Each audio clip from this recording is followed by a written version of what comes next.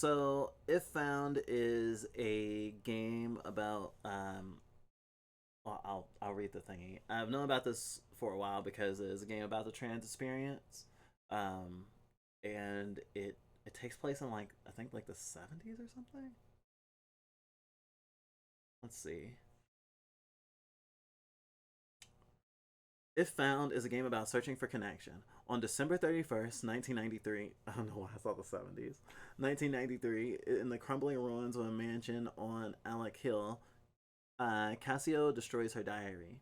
It tells the story of her return home to the west of Ireland, her conflict with her family, the friends she makes, and the challenges she goes through. Everything leads everything leads to this night when a black hole will destroy the entire world. Where did it come from? Is there any way to stop it? With brand new gameplay mechanics, beautifully drawn art, and stunning soundtrack, players will relive Cassio's experience and see the moments, both happy and painful, that make up the month of December 1993. Features include awkward crushes, the planet Jupiter, many kisses, a punk concert, confusion, happiness, a cute dog, and a break-in.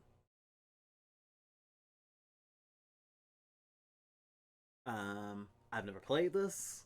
It's been something we've wanted to play for a while, and it feels right to play on. Well, it's not Trans Day of Remembrance anymore, but in observance of Trans Day of Remembrance. And hey, there's nothing wrong with remembering. There's nothing wrong with remembering not on the special day that has been set aside for remembering. My fave trans visual novel, Star Wars Outlaws.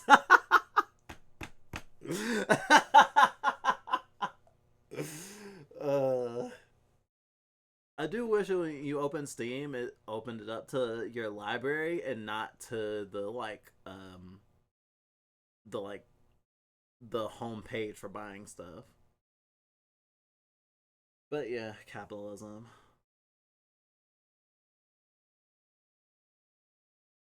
Yeah, I guess quote happy day of trans remembrance is like a oxymoron.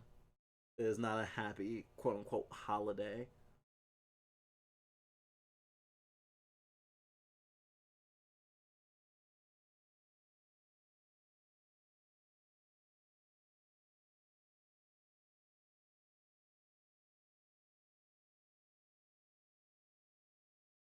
Oh, right.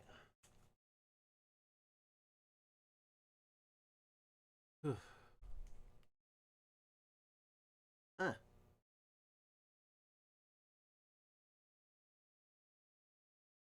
I had to turn. Well, I thought my headphones were off, so I tried to turn them on, but I ended up turning them off, so then I had to turn them back on.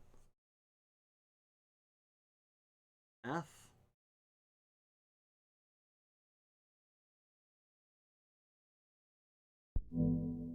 Hello.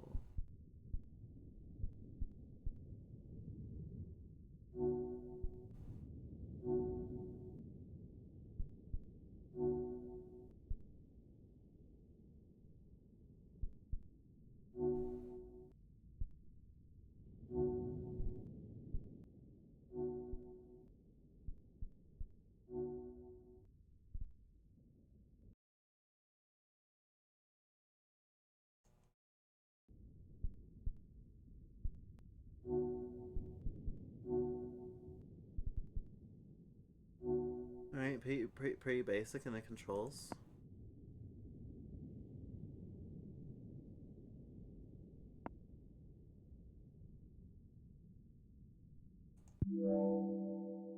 Oh, ha.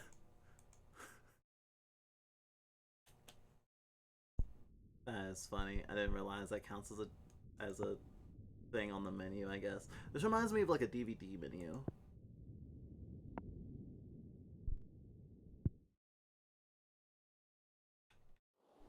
Oh, I see.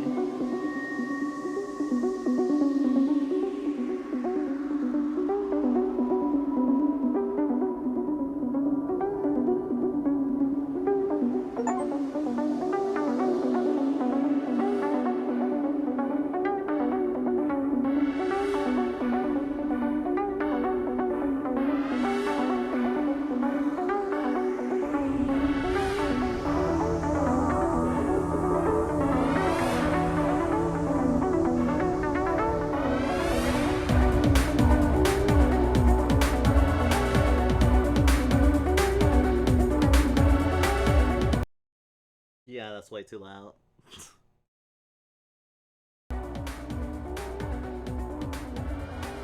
750 million miles from Earth. Yeah, I just, there we go.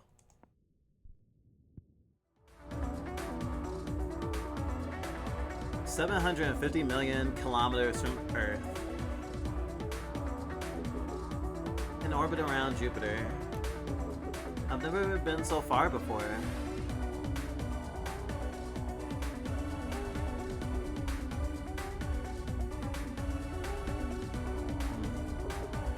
I need to go farther.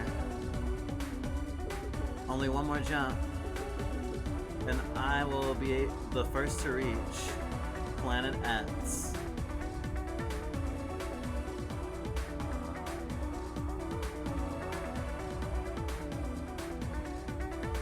Good night, Evie. Thanks for being here.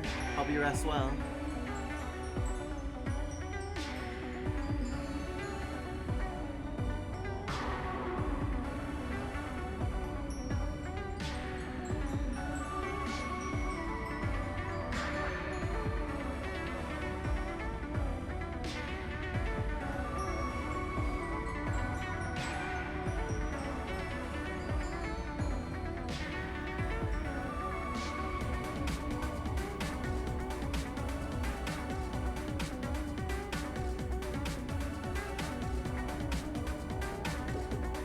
I'm still alive.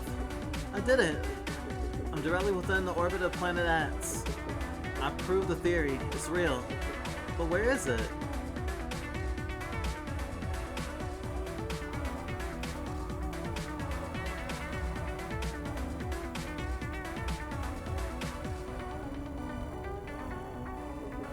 I can feel its gravity. How can it be so small when its pull is so strong? These readings, something is wrong.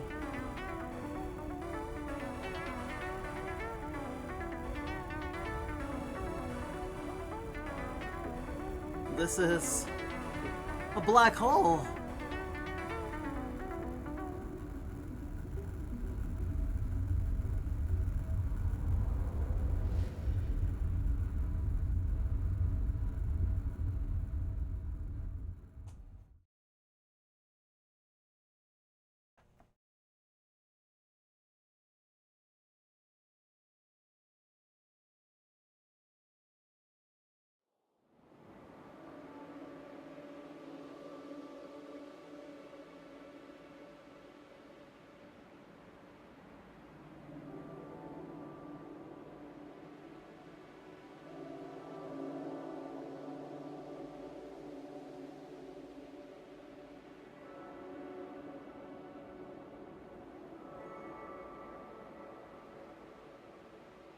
I am so in a black hole.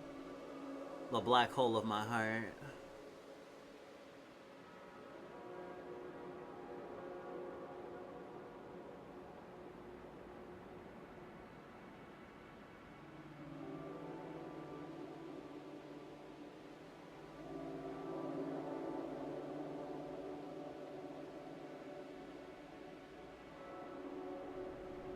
If found.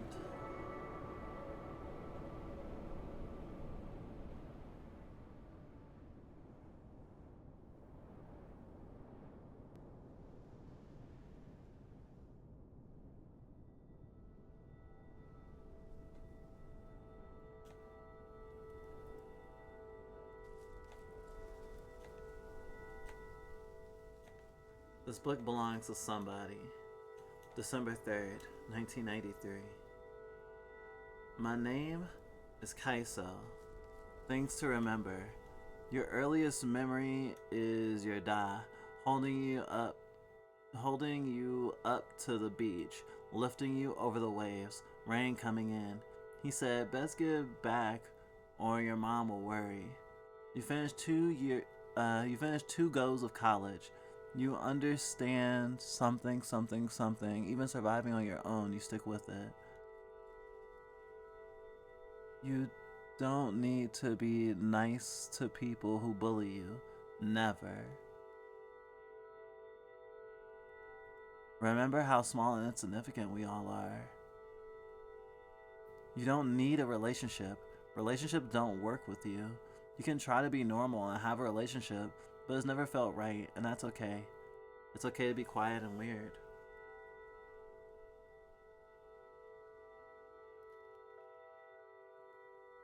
This book belongs to somebody.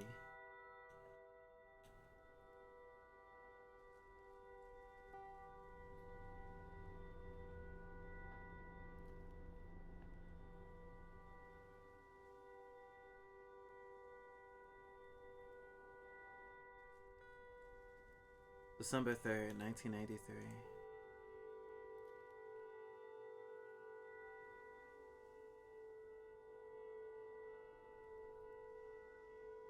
This is a pretty cool way to advance a visual novel, not gonna lie.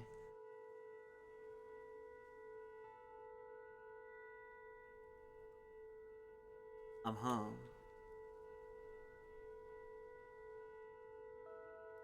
My name is Kaiso. Thanks to remember your earliest day of dad holding up to the beach. You finished 2 years of college, your undergrad, and your master's, maybe? You thought you wouldn't survive on your own. You stick with it.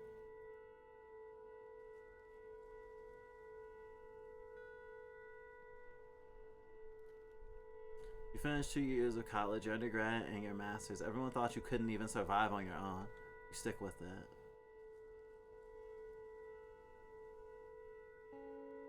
You don't need to be nice to people who bully you. When people stare, just ignore them. Think about the stars and the galaxies and dark matter. Whatever it is, remember how small and insignificant we all are. You don't need a relationship. Relationships don't work with you. You can try to be normal and have a relationship, but it's never felt right, and that's okay. It's okay to be quiet and weird.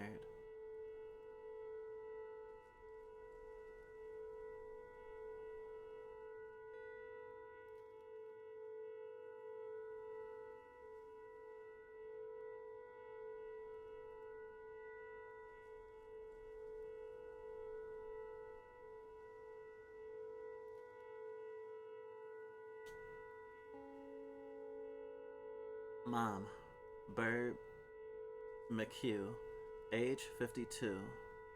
Likes hosting the knitting circle in the house, watching winning streak on Saturdays. Hates driving to Castle Bar, to the big shop, mowing the lawn, parish council. My favorite thing about her, watching her slowly pick out a tune on the piano from scrappy sheets of paper.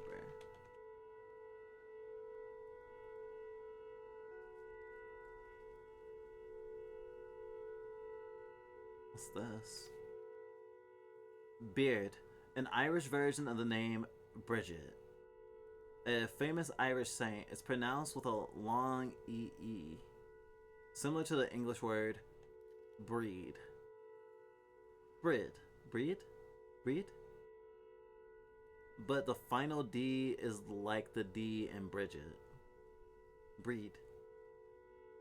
Almost a J sound. Castlebar. Castlebar is the closest large town to Atchil, a medieval market town. As the name suggests, it has a castle.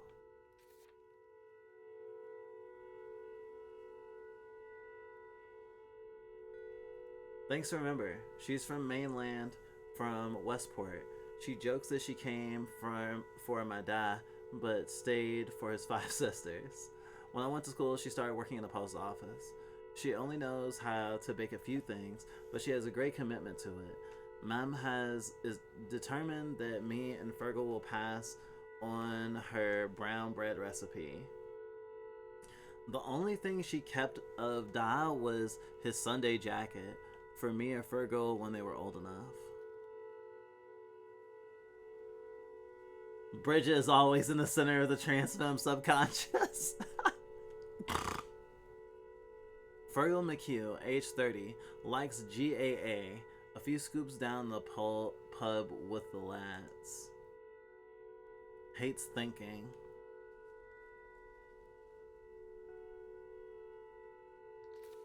GAA, the Gaelic Athletic Association. This is the organizing body for traditional Irish sports of Gaelic football and hurling, which are very popular, especially in rural areas. The GAA is usually a big part of the local community.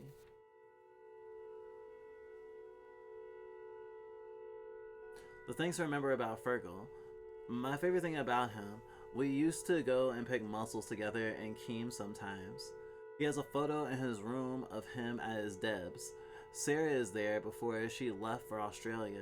She's smiling at the camera with He's smiling at the camera with his big goofy grin.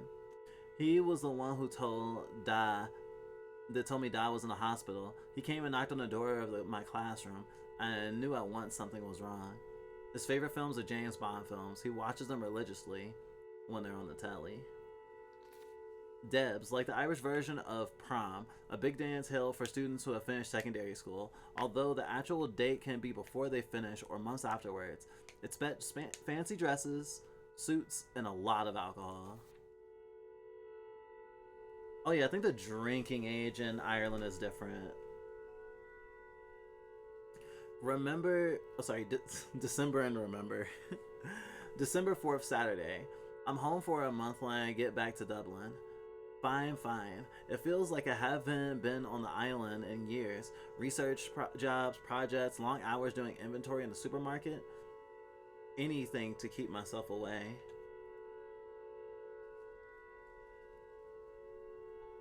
I wanted to write a letter to Mem.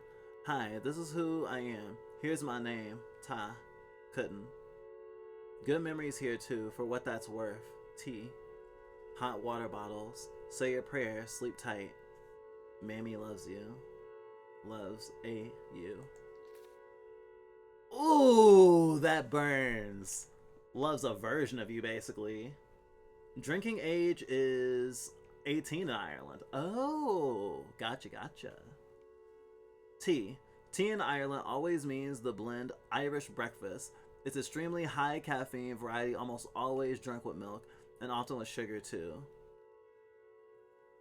Hot water bottle. A rubber container filled with boiling water and covered in a soft cloth. Electric blankets weren't common in Ireland in 1993, so hot water bottles were essential for cold winter nights.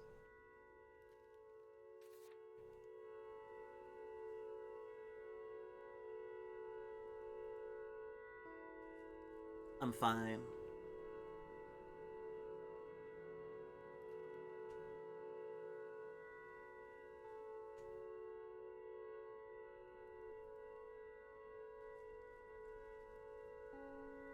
Sunday. Back from mass, no air in this house. Nobody has drawn breath here since Da's awake. I couldn't stand around. I need to breathe. I couldn't stand sitting around. I need to breathe. I pedaled down the road like I just went fast enough I could leave it all behind. If I just went fast enough I could leave it all behind. Wake. Wakes are an important part of Irish funerals. It's so often upbeat get together held the night before the body is buried, where neighbors come over, reminisce, and tell stories to celebrate the life of the deceased. I'm used to wakes in America. I don't know if it's exclusive to Ireland.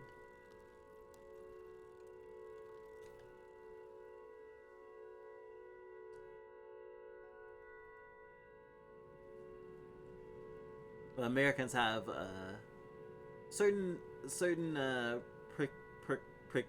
proclivities with sadness and death. I feel like American culture is not very good at managing mourning and stuff like that. Keem Bay is a famous beach on the west end of Achill Island. It's incredibly beautiful with yellow sand and surrounded by hills and cliffs. Sat at Keem Bay and watched the horizon.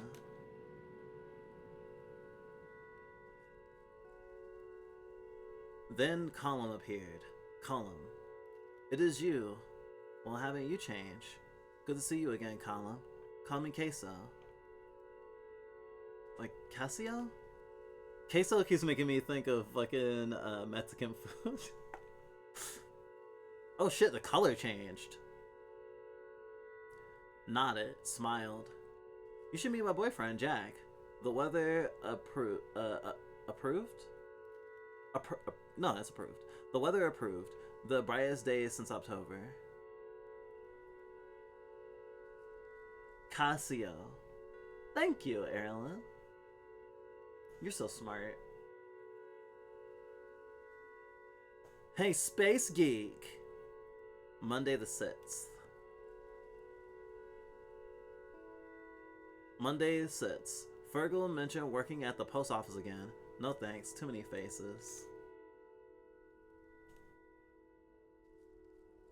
Cassio's mother and brother both work at the post office in Ankil. Post offices in Ireland are community hubs, not least because they connect locals to distant family. In addition to letters, they also hand out social welfare payments and government pensions. They often act as banks in rural communities. Many of them are part of a news agency, or even a pub.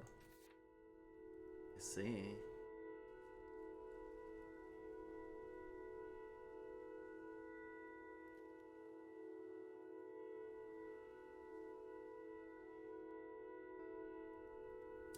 Meet Colin and Jack in the abandoned village and climbed up Silvermore. Jack was all teeth and laughter, bright-eyed, bushy-tailed enthusiasm.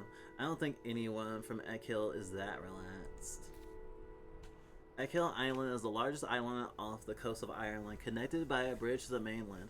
It's part of the County Mayo, one of the 5 counties in the province of Connacht, pronounced Achill. Achill, okay.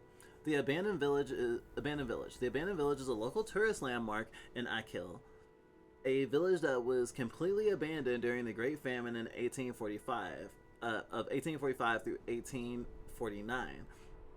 But some of it was used up to the early 20th century as a summer village for farmers working on the mountain.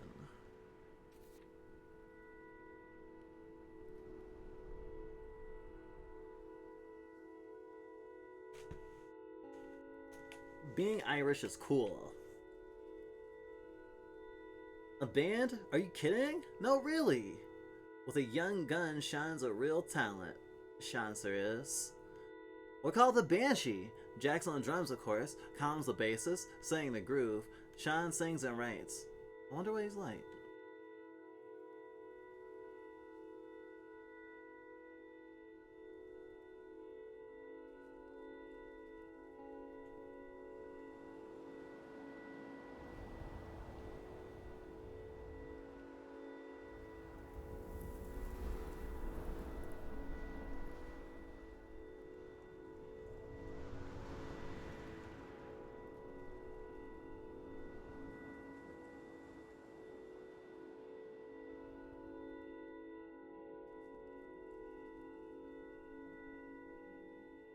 Tuesday.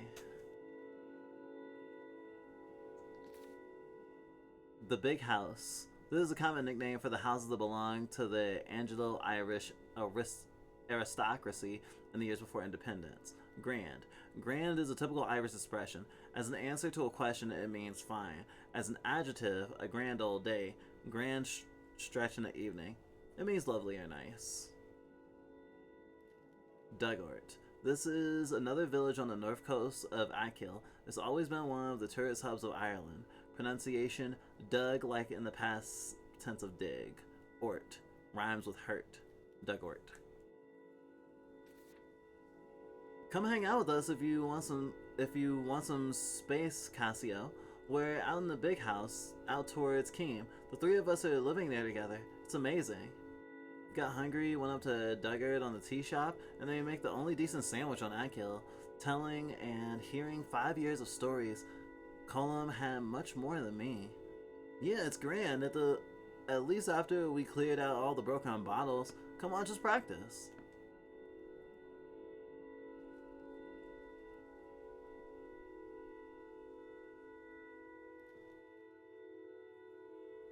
Maybe the month will be grand.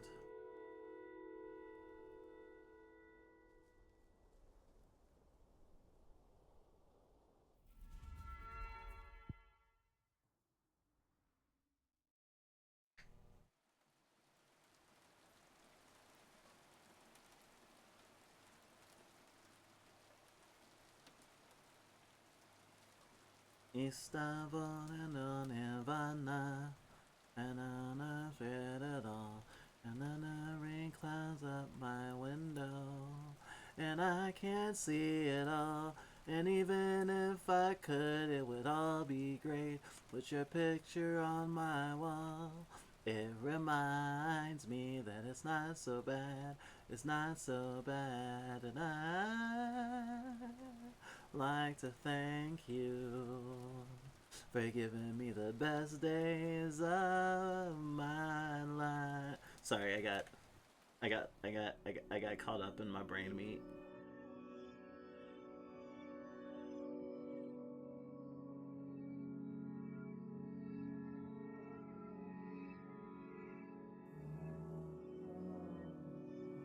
Old room, old habits, old home.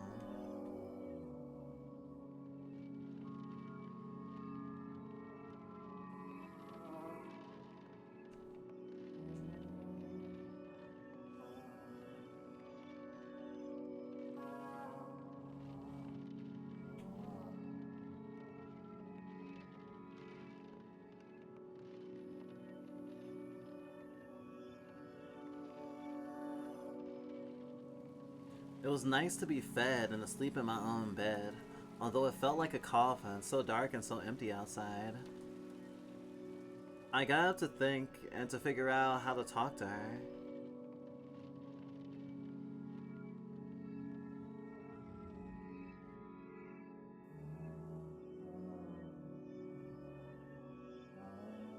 A plan.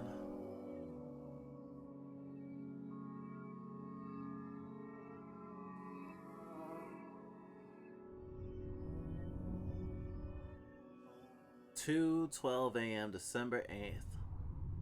Things fall apart.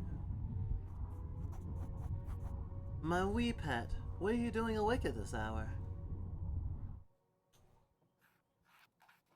Hey, ma'am. Just wanted to make a cup of tea. Oh, the pot's on. Lovely.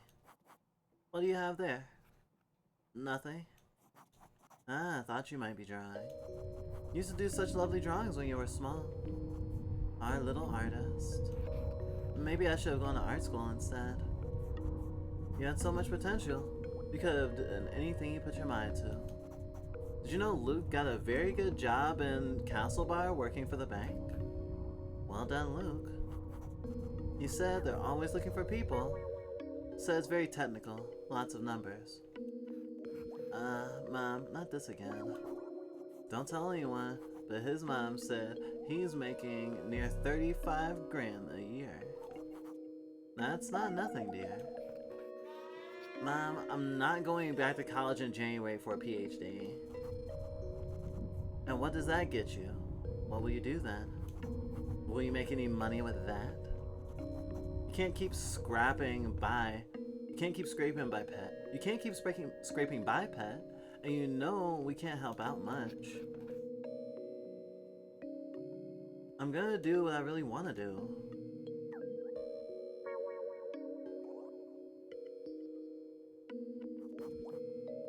Stars and things. Yes, and the building blocks of everything. Well, okay. How are you gonna look after yourself? Not to mention, of course, a family of your own.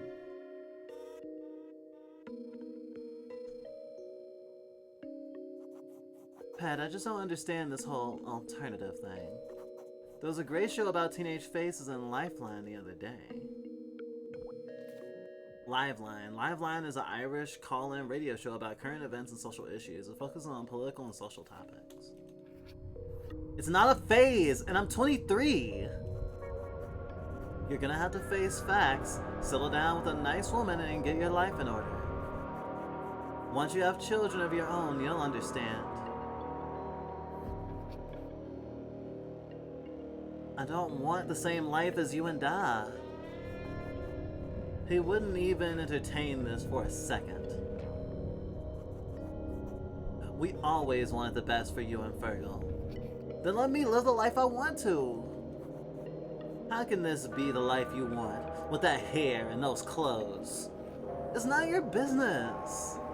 Oh God, you're really lost. Dublin at university, it's changed you. You let it.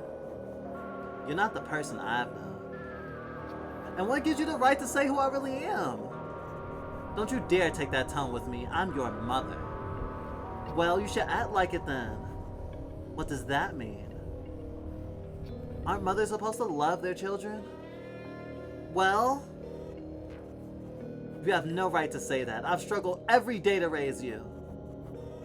And if not for me, you'd be perishing out in the cold. Ungrateful Wayne. Jesus Christ, I can't take another minute of you. Come back here this instant! And don't take the Lord's name in vain!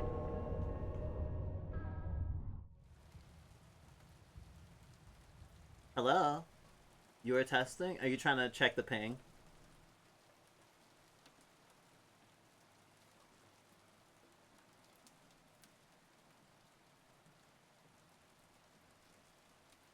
Yeah, I do think it got kind of there for a second.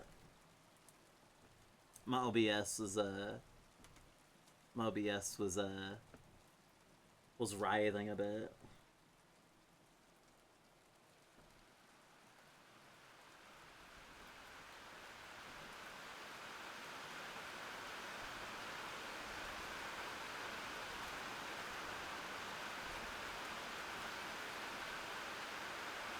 Showed up at Column's door, soaked to the bone. In my head, I could hear Mom saying I looked like a drowned rat. Column opened the door. He looked at me once and took me inside.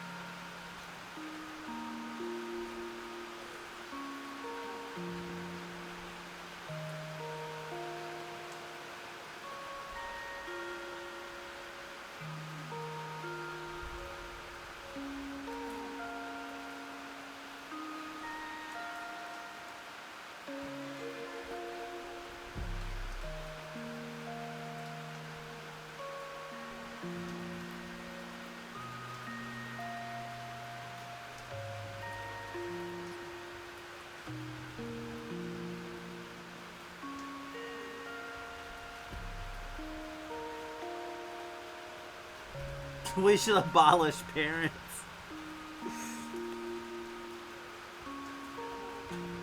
The way that children are objectified definitely carries into adulthood and leads parents to continually see their spawn as extensions of themselves.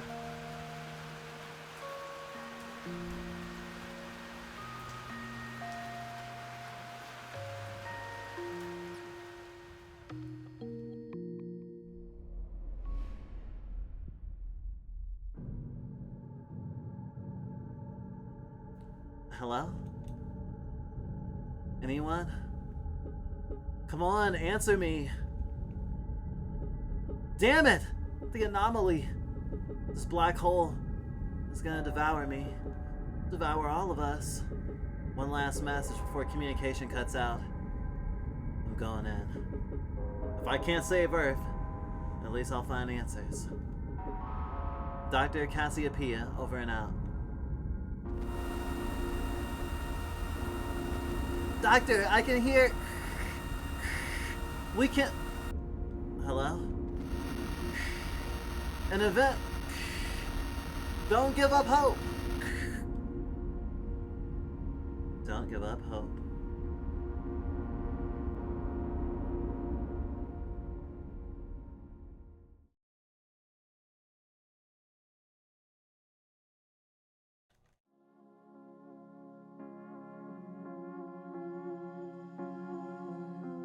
Oh, band practice?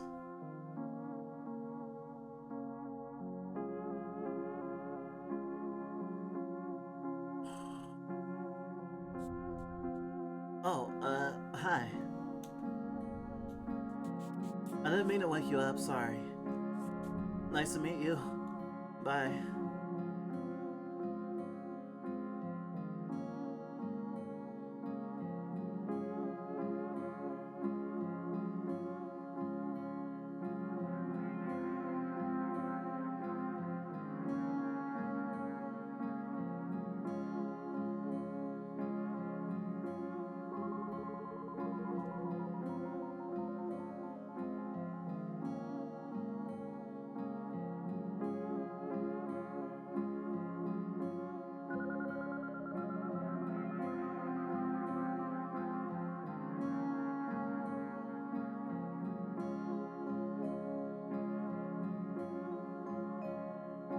It took me a long moment to realize where I was. My head was throbbing. I looked around. It was the big house, Colin's new place, their squad. My breath relaxed. 10:45 a.m., December 8th, coming and going. Jack jumped through the sitting room door. Wakey, wakey! Even his grin was loud and happy. Food's coming. Lots of rashers. Rashers. Rashers is a common word for Irish bacon.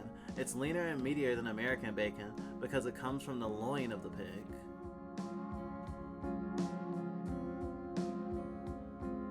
Colin was a Net's apparition at the door. His voice was much softer, encouraging me to get up while the food was hot.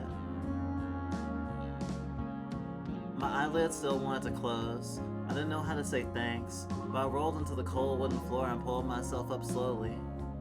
The kitchen smelled so good.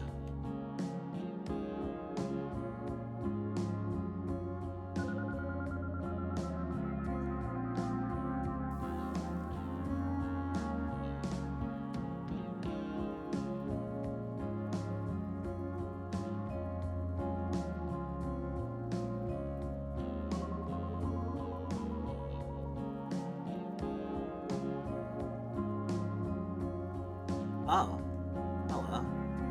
Okay.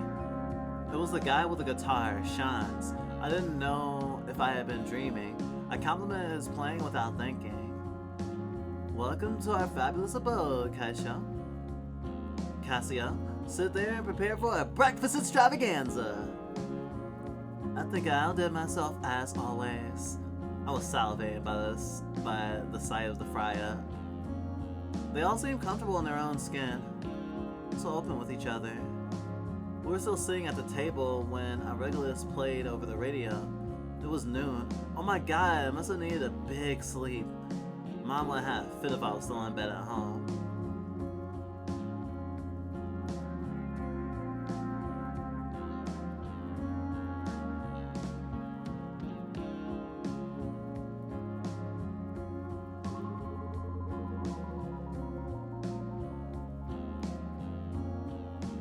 Oh my god, he is so fucking cute.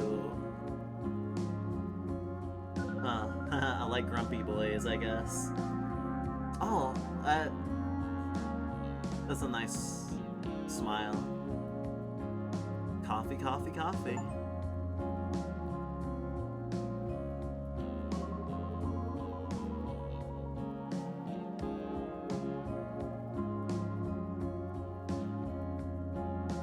Jack teased Shines while I just ate. I gulped down many salty, crispy rashers.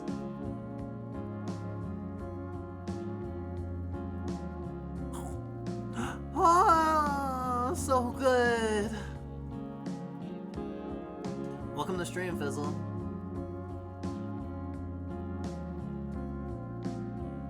Sorry you hurt like a bitch.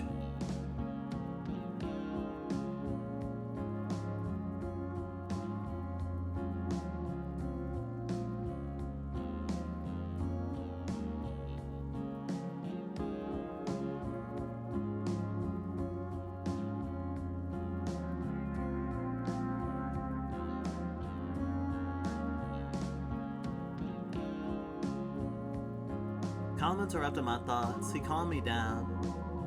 You're not going nowhere, kiddo.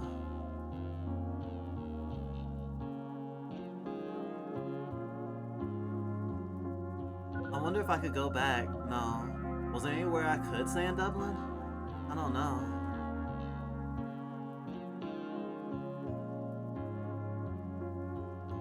He told me I'd have a home with them when I needed it.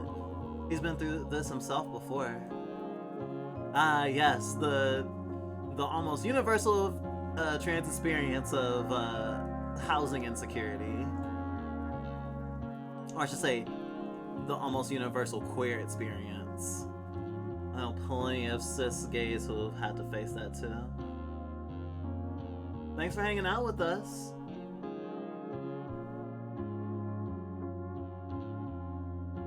I hope you sleep well when you do go to bed.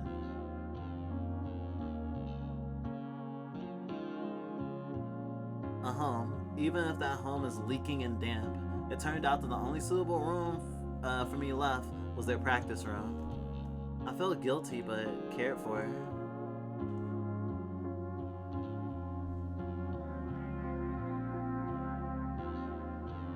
Just like home. And night falls.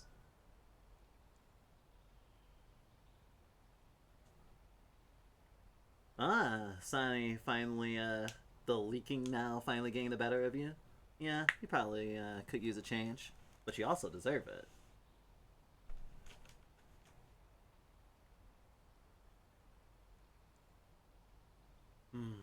I like this tranquil screen.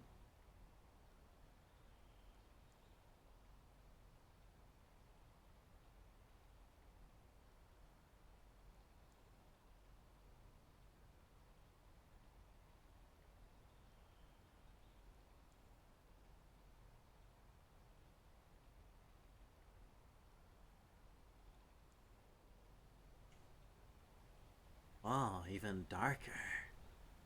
Damn, this game is making me want to go to Ireland. We actually have a friend who is of Irish descent who kind of wants to, they're like, if I flee, I'm fleeing to Ireland, is basically their thought. But what I've seen of Ireland, it looks like a really beautiful place. I don't know if it would be kind to a person like me, though. All I can do is bundle up and hope it warms up a bit. I hope it warms up for you, Fizzle. If not, it's good that you're being proactive and bundling yourself up.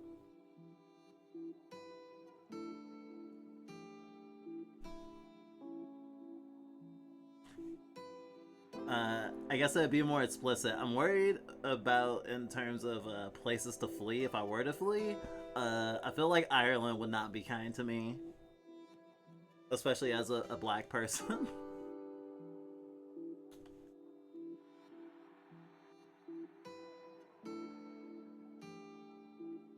I guess I have to look up black people's experiences of Ireland, because the only people I hear talking about Ireland and how good a place it is are people who are from there or are white passing and directly descended from there. Many of whom had family there in the first place.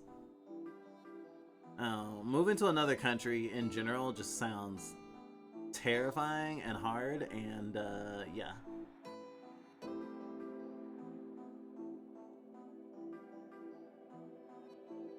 Toy Show. The Late Toy Show is an episode of the late night chat show, The Late Late Show, that airs just before Christmas. Different children come on the show to play with and talk about popular toys and to perform. Watching the toy show with Colum was like being kids again. Big kids looking out for each other and eating too many sweets. This is the screenshot that will be the thumbnail for the the VOD, I think.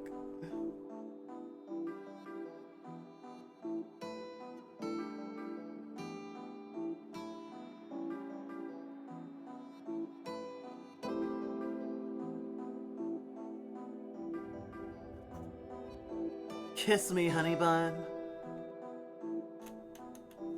Ah, he's attacking me. Oi, get a room. We're going. Come on, Magoria.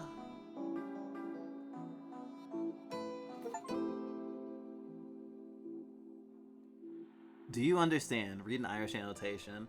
Irish for my love. One dialect would pronounce it as magra. Magra. Come on, Magra. Slan. Losers. A quick way of saying goodbye in Irish, a shortened version of Slan Apkil, or a safe journey home. One dialect would pronounce it as Sloan.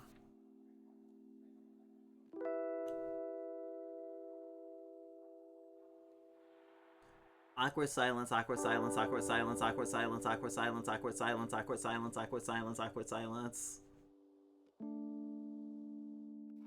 So, how did you three meet anyway? We all went on a trip to Tip this year from Castlebar. A nickname for the music festival Felly, which took place in County Trepery between 1990 and 1997.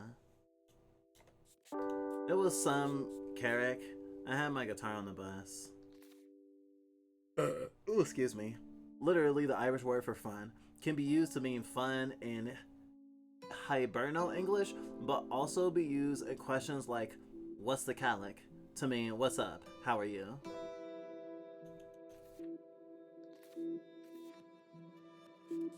In the middle of a jam, Jack told me we were starting a band. I can't believe it. I hope Jack knows I have the musical ability of a broken wheel. I'm glad to have you in the house anyway. How'd you even end up here? I knew this place was a scary ghost house when I was a kid. Colum suggested it. We were talking about putting together an EP. We needed somewhere to practice. And that's so cool. We've got an actual gig coming up soon. That'll be deadly. I wish we were a bit more focused on the music though. Sometimes I think Colum and Jack just like having a place they can be together. I was a little surprised at breakfast. That you were so comfortable around them. It doesn't bother me. Colum and Jack are good people. They're outsiders and I'm an outsider too. And it's legal now anyway.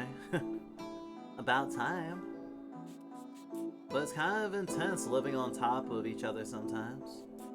So I'm really happy you're here. Now I can talk to someone when they're a busy noggin. Hooray! You know, I think I did the leaving with your sister Asha?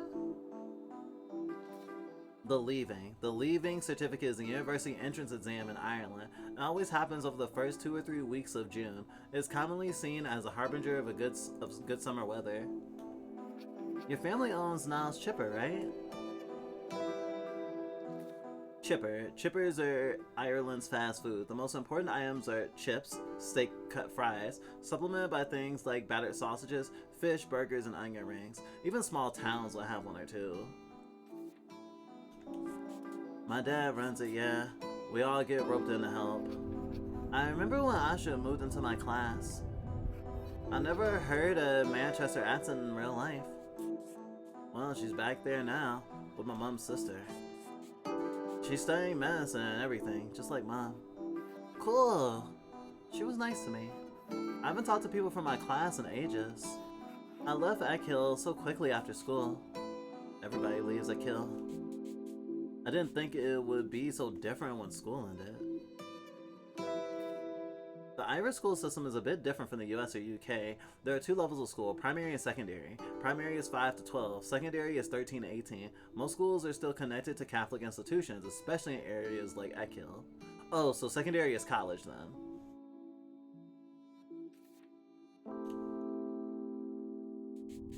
Tell me about Dublin, there must be all kinds of things happening. Gigs, parties, party gigs. Probably. I didn't do much in Dublin or talk to anyone, but there's libraries. Mostly I read about physics and work and do computer stuff. My parents would love you. Well, I might be looking for new ones. Was it like another child?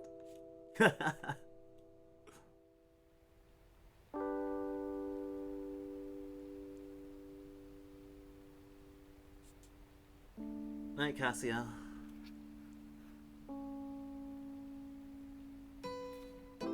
The Irish for good night. One dialect would pronounce it as Ihawa. Okay, Mihawa. Vinegar ice cream? That would be interesting.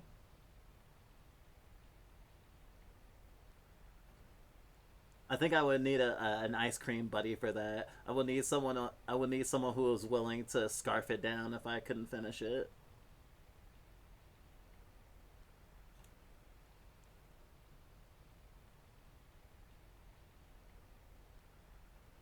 I'm glad you have a fail-safe place to go if you need to flee, Fizzle. It's important to have a fallback plan.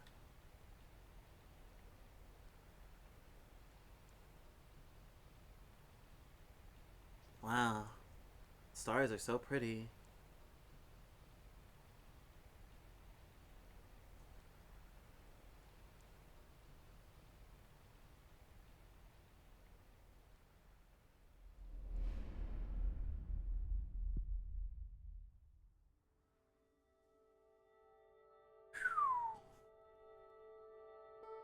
December 9th.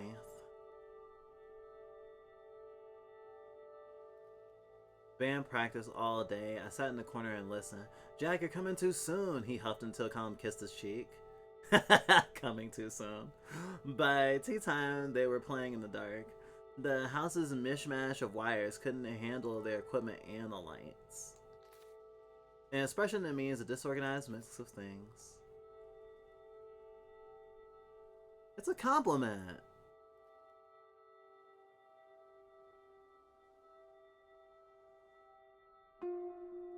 I told them they sounded like Bon Jovi,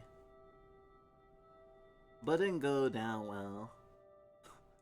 It's a compliment! Jack shook his head sadly. Not everything is perfect. The house is freezing, the immersion doesn't work, and I've learned a lot about different types of mold. But who cares? Jack, Colin, and Shans are also nice. I'll figure my life out tomorrow, or the day after, and wash my one set of clothes.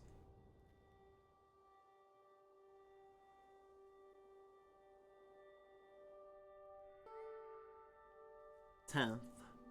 A rare blue sky. I wanted to get out of the fresh air, and Shans joined me for company. Spotted Mrs. McGinty, in a field halfway up the hill to the loft. Her sheep running ahead of her. She whistled sharp.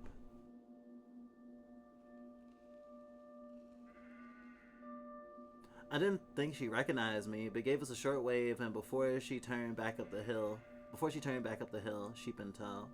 We talked about Manchester and Dublin. He was very impressed with my astrophysics. There was an eviction notice from the guards when I got home.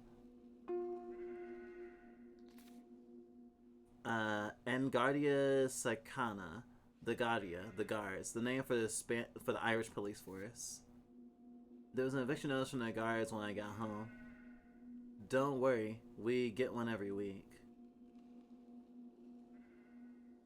Gosh. Yeah, they are squatters after all. 11th. I woke up and Colin was lighting a fire. I could feel the warmth return to my bones.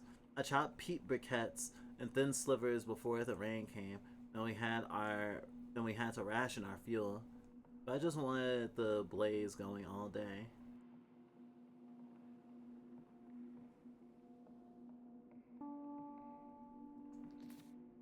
Borax, a common form of fuel in Ireland, made by compressing the peat from the bogs that cover a large part of the Irish Midlands.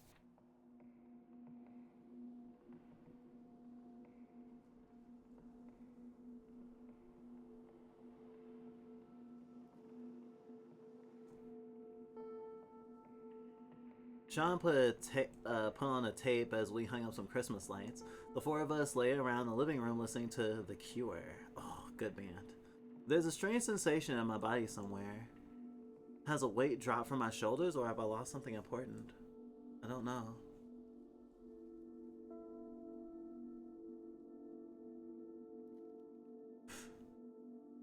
Do dogs die if you give them ice cream? As long as it's not chocolate, it's fine, right? In ancient Sparta, in ancient Sparta, they had a dish called black soup that was half pig's blood and half vinegar. And my reaction upon hearing this was, "Vinegar, you say?" Fucking vinegar sluts. Sunday the 12th. Shines went home today and I missed him. Colin brought the rest of us to his Aunt Maggie's. Colin stayed with her back when his parents kicked him out. She has a nice cottage overlooking Duggart Beach, house swallowed by fuchsia bushes and giant rhubarb. Aw, she looks cute and adorable. Hope if I get to be that old, I look so cute and adorable. But I'd probably still be a VTuber and never show my face to anyone. She called us all wee lambs, made us cup after cup of tea, and insisted we stay for dinner. Chops and peas and coffee cake. The cake was unbearably dry, but I ate a giant slice anyway. We left before it got too dark, and she gave us a huge shopping bag full of food to take back. There were 4 selection boxes in there too. Coffee cake. I know what a coffee cake is. And in Ireland. In Ireland, it's different in Ireland. In Ireland, a coffee cake is a coffee flavored sponge with coffee buttercream. Sponge cake, not a literal sponge, I'm sure. Selection boxes. These are a common Christmas present for children. It's a big box with around 6 chocolate bars in it.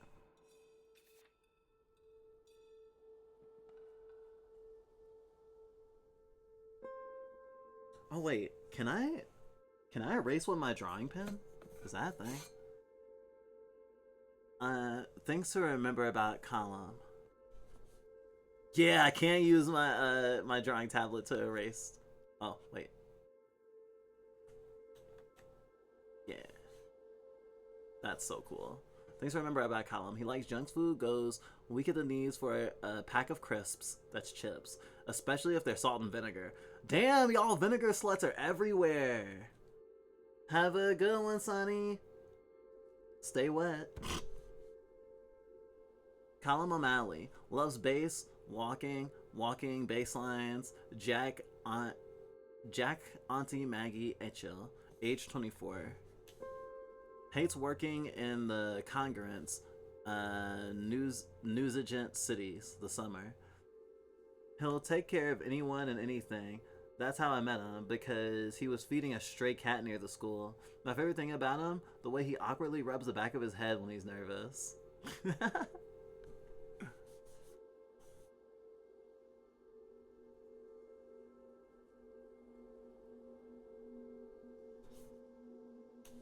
As someone who draws, being able to do this with my pen is so good.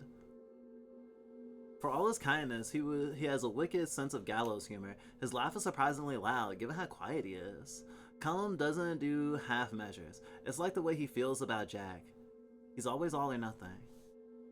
Callum is good to tell secrets to, but he's not great at giving advice. He's not that good at making decisions himself.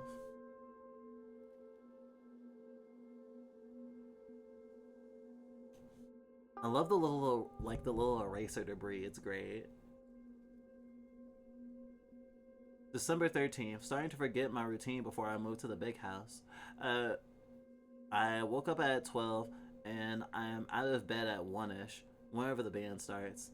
I wonder who lived here before. Some landlord, dead generations ago.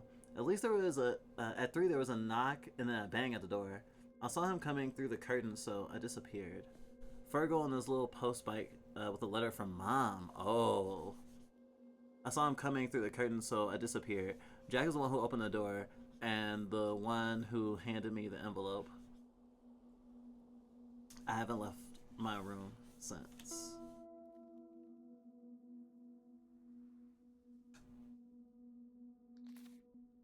Some landlord. The nobility who owned the big houses would also have owned a lot of the land around them, which was rented out to Irish peasants. For example, Captain Boycott once lived in Eckhill Island before famously being boycotted on land he owned elsewhere in Mayo.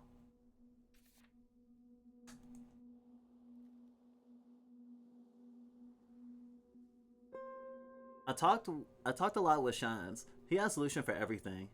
I have no things, so we're gonna get my things. Tonight, the two of us will rob my house. Fucking queer shit. I love this.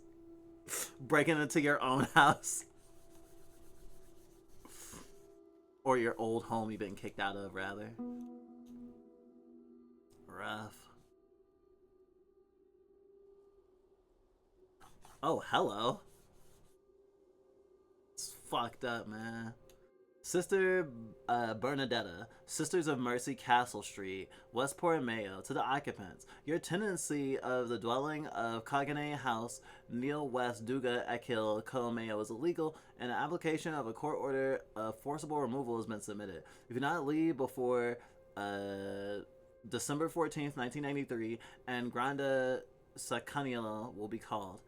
You have the whole of 24 hours of the termination date to vacate and give up possession of the above dwelling.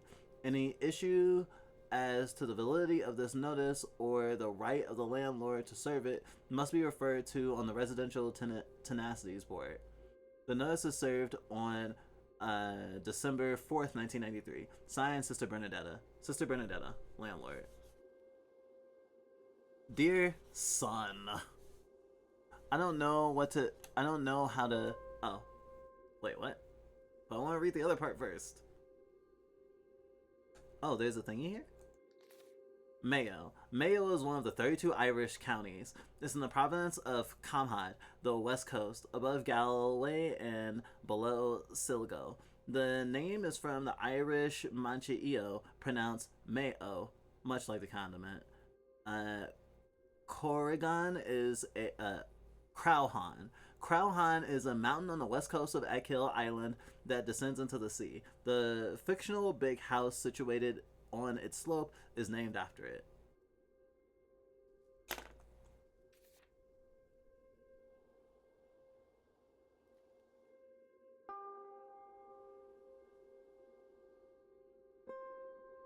My dear son, I don't know how to explain this, that I'm not who she thinks or wants. I've been waiting for you to come home all week. What happened all of a sudden? You're like a different person. I don't know where to start. Will she even call me Cassio? Whatever it is, I know things will be right as rain soon. I want you to know I forgive you for the things you said. Fuck this bit. I want to forgive you for the things you said. You were angry, and we all say things we don't mean when we're angry.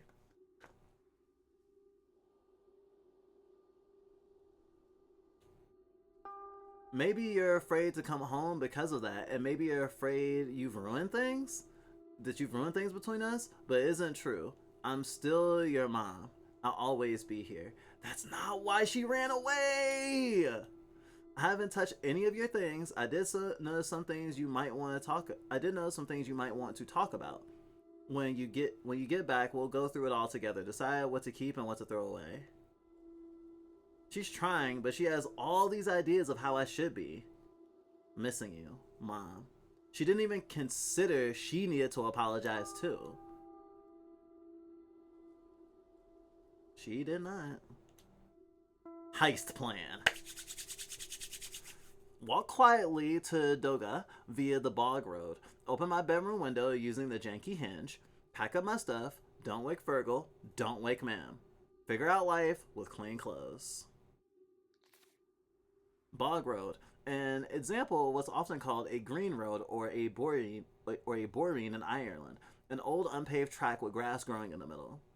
Dugath is a small village to the southwest end of Ireland. Cassio's family lives here. Dua.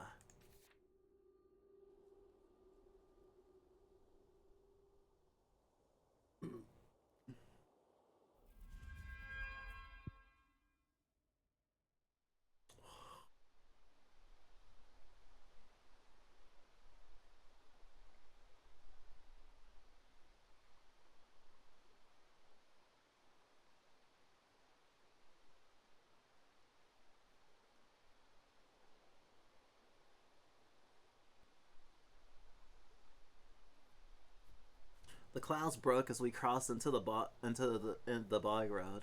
When I heard the stream, I knew we were close.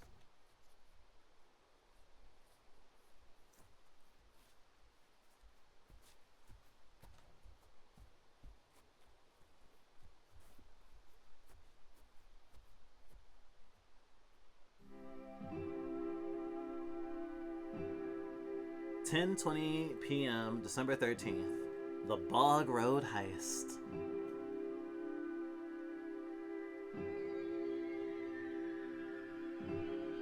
Before I met these guys, I couldn't have imagined this excitement in a million years.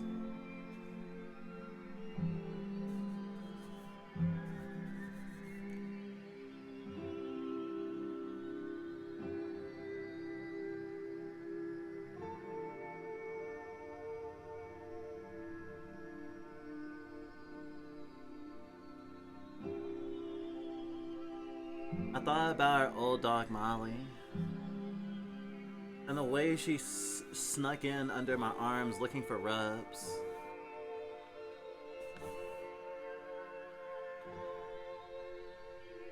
How light she felt in my lap when she died.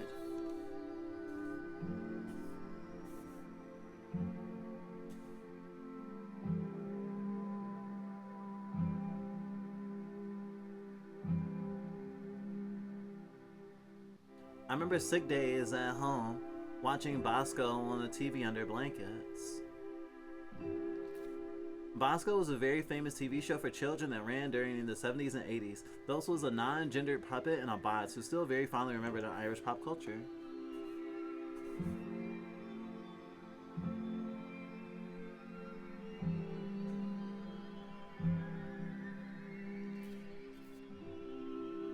Signs asked me if I had missed this place. It sounded so final. I just said no quickly. I didn't feel like talking about it. We climbed up the stairs my dad spent 2 summers on.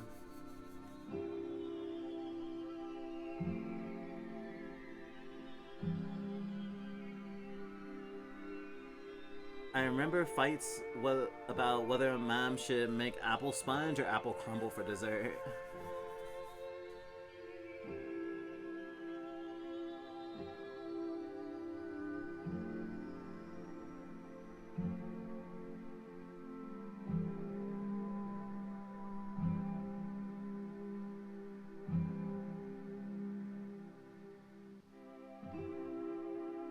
No more secret thoughts.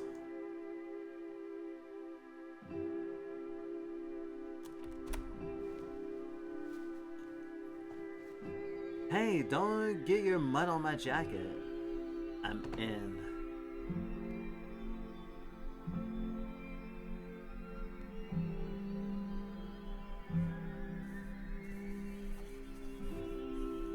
I wonder if y'all can tell when it's me erasing and when I'm just pressing the F key for it to auto erase. The room never really felt like mine. How can such a small, empty room have so much stuff in it? I should have brought a bigger bag. Whatever I can fit will be all I have after 2 decades. Woo! This game hurts. I definitely relate to this experience. I've lost so many clothes. Even gender-affirming clothes I've lost. It sucks. All my old clothes are things other people thought I should like. I didn't care enough to have an opinion. That's... gosh. That one I don't directly relate to, but I know a lot of people who would. Probably Specchio too. I think when you're a kid especially, people just have an assumption about what you're supposed to like, especially along gender lines. My chest hurt as I looked at my bed. Part of me wanted to crawl into it, bury myself in the cool sheets and their familiar scent.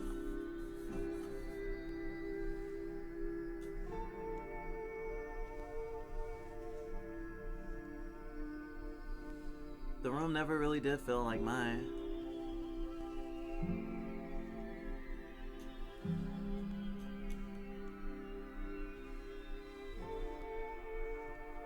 Maybe this room lacks identity because it always had to be ready for guests. Granny at Christmas, aunts coming home, cousins from St. Paul.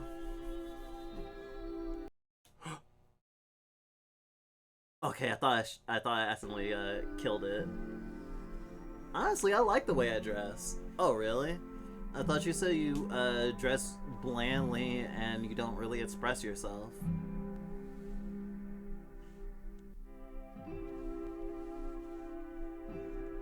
I don't really know the way you dress other than how you described it in vibes. Neither my parents nor I am into big into fashion, I guess. I mean, if you like having being a beige or white or I don't know what if you like blue jeans and a t-shirt without much thought, then that's fine.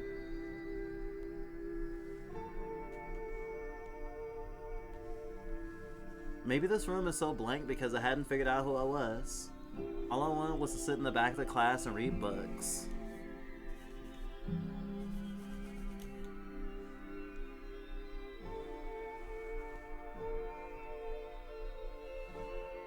Footsteps in the hall.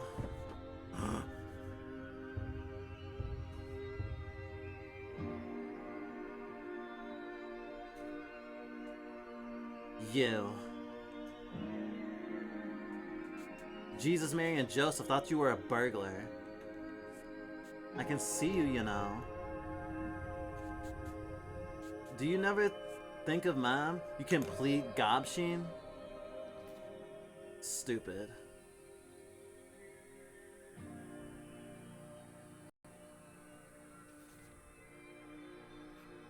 Hi, Fergal. What if she had heard you? She's probably awake now worrying about robbers. Who's gonna rob us on Akill? That doesn't stop her fretting, you know. Cassio, are you okay? Who's that? None of your business. I know you're living in the big house. Whatever. A lot of rumors about what goes on there. They're all like you, right? No one is like me. You're the biggest freak around, that's for sure. I'm leaving. Hold on right there. We're not done. Shines, take my bag. You're going to regret this. Sooner or later, your choices are going to catch up with you. I'm jumping. Catch me. Keep your buddy voice down.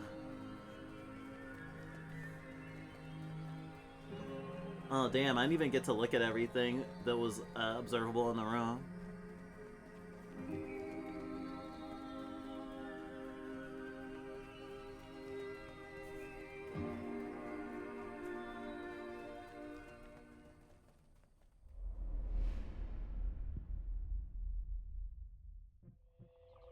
Stop!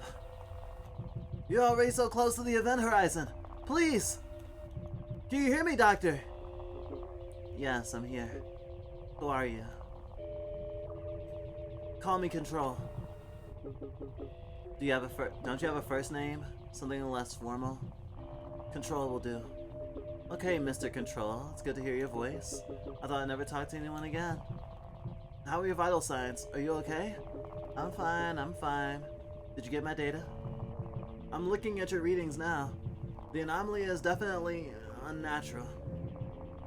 And with its trajectory, it'll intersect with the Earth in only 24 days.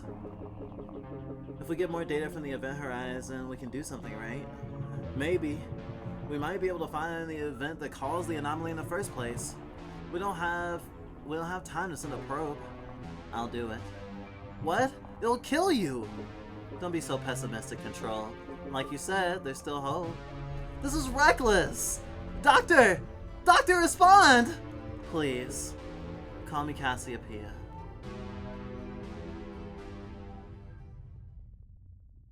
We should beat that guy to death with hammers? Well, I mean, if you insist.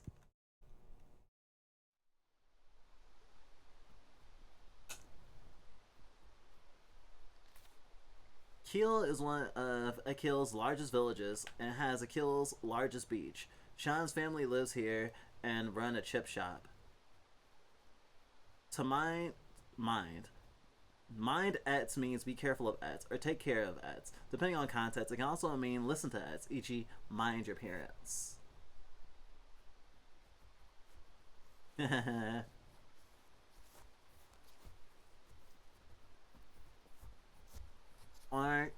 Our run collapsed into an out-of-breath walk. I realized all I wanted in the world was a big bag of steaming hot chips and vinegar.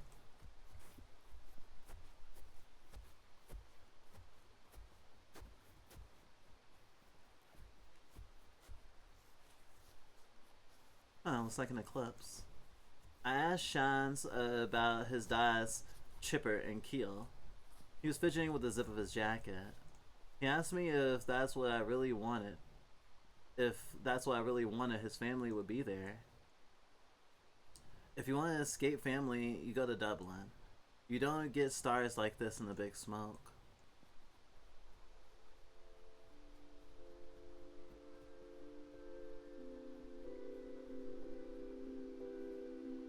"11:40 p.m., December 13th. Cassiopeia was over Neil. Is Fergal why you can't go home? He's grand. I'm used to it mostly. We haven't really got on since I went to college. Well, he seems like a complete tool. It's my mom. I just can't talk to her, and I can't handle how she looks at me now. We keep having the same arguments and talk about everything except the obvious. The only reasonable option left is to leave the country forever.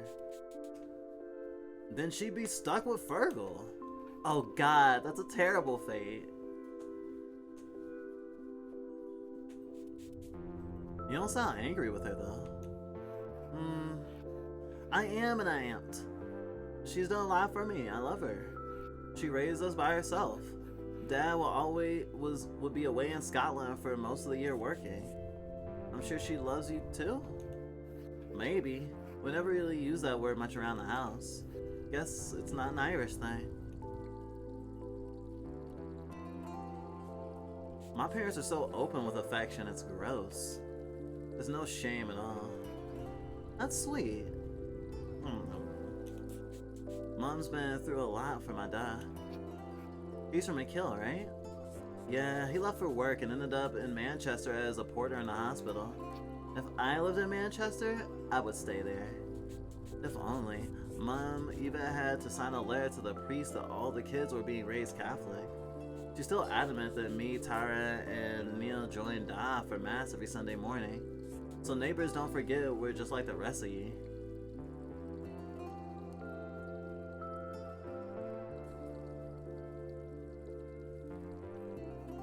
Well, hello. Speak of the devil. Go on, give us a bit of peace, Tara. I just want to meet your new friend.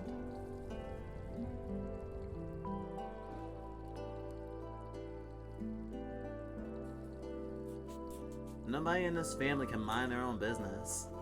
What? You mean you don't want me to tell Mom and Dad you're here? Ugh. I'll see you on Sunday. Isn't that good enough? Yeast and use are common pluralizations of you, similar to y'alls in southern dialects of American English.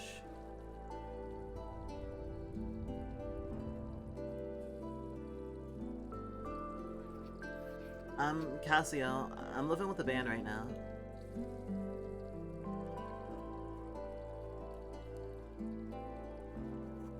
Well, that's good. I'm glad they're still going.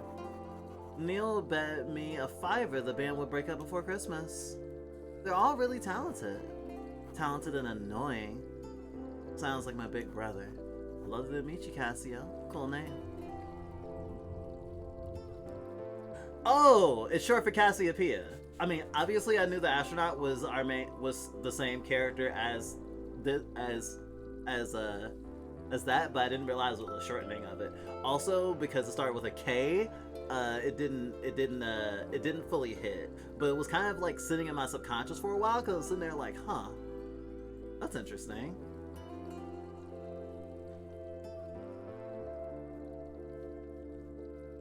That's my wee sister. She's a terror. I like her.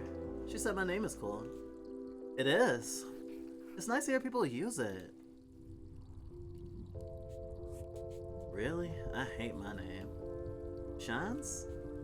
No, that's a football nickname. Nilayan Sons Grom.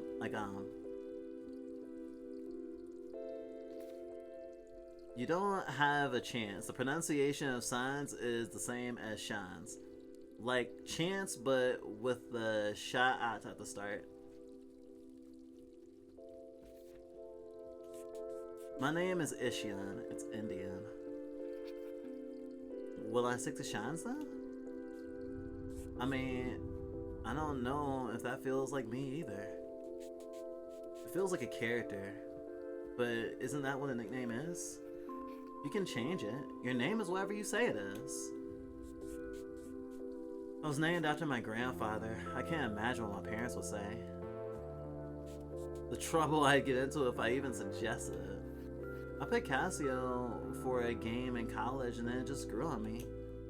Yeah, of course. Wait, what? You picked it? Obviously, I thought you knew. I mean, yeah, I didn't think about it. That's cool.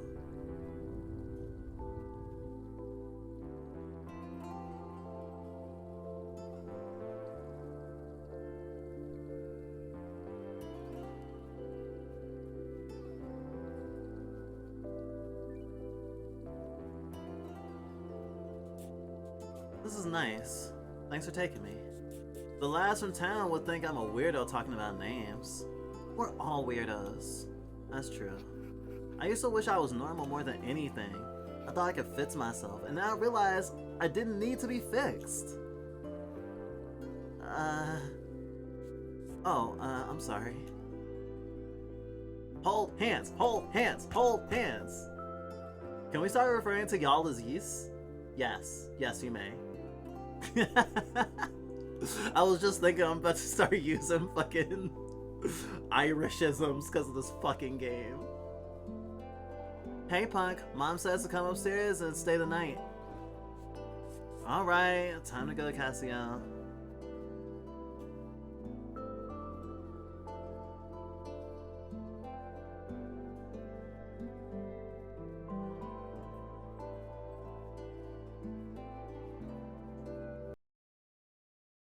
Gosh. It's because of my mouse and 2 screens and everything.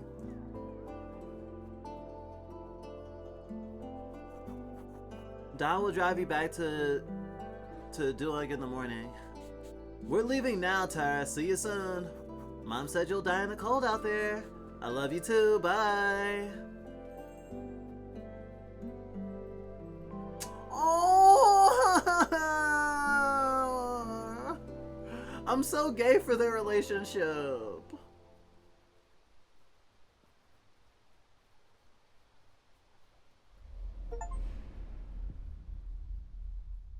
Cassiopeia was over in Kiel. 14th. The story of the heist spilled out over breakfast the next morning. Jack called us criminal masterminds. After a cold, dripping shower, I got changed into clean clothes. Everyone was mighty impressed that I had a different t-shirt. Oh shit, what? I have never appreciated doing the washing enough.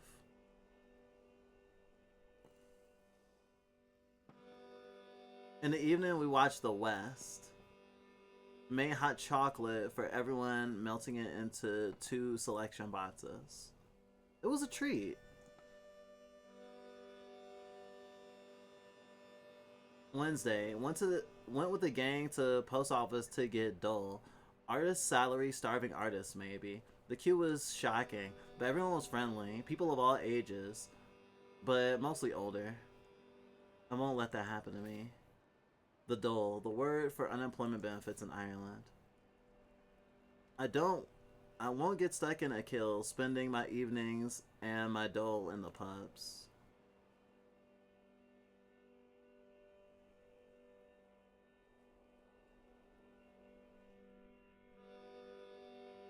I kept a distance just in case Virgo or Mom were working.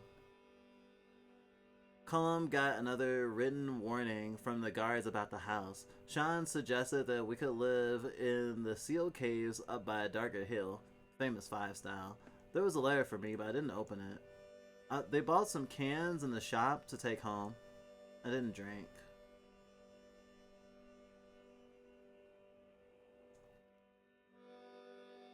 "16th, we went to bingo? Me and Jack went to put up posters for the gig next week. Fotz's Den, number 10. Cup of tea, number 3. Lovely legs, 11.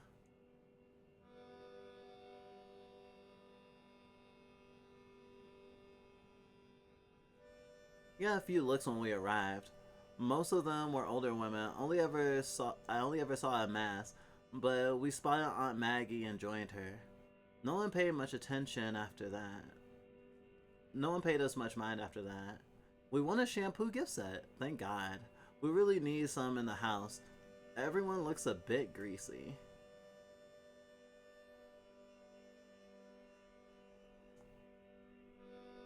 Things to remember about Jack. He's cute. He has a boy's love face. Age 25. He comes from a big family. There's 7, 8 children? Jack is somewhere in the middle, but I keep losing track. Hates sitting around doing nothing. Rain and reading. He's vain about his appearance. He keeps trying to teach me how to use moisturizer. Moisturizer's important!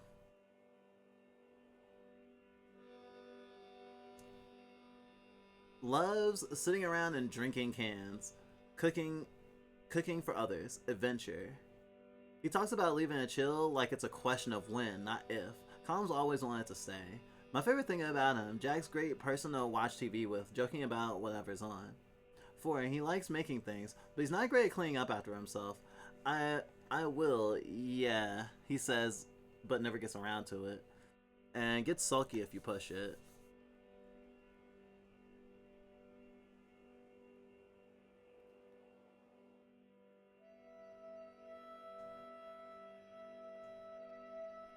December 17th. We woke up to a flooded kitchen floor. Burst pipe. Colum said, rubbing the back of his neck. Happens when it freezes, he said. Colum's head was stuck under the sink all morning, and he did what his father taught him. Mathak Banach. I don't know how to pronounce that. The pronunciation is Ma'an Buhil. Mahabuhil. Literally good boy, but used in context it means something more like well done, you're the man. An Irish person might also say good man yourself or good on you. Good boy.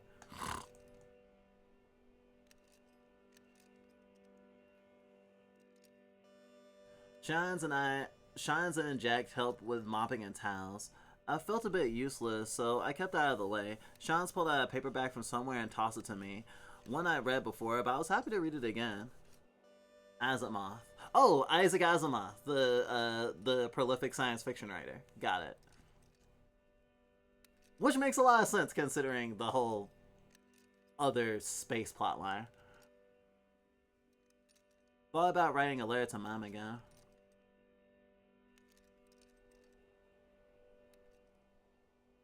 That one was an automatic erase. Saturday. Opened my letter this morning. It was from Fergal himself.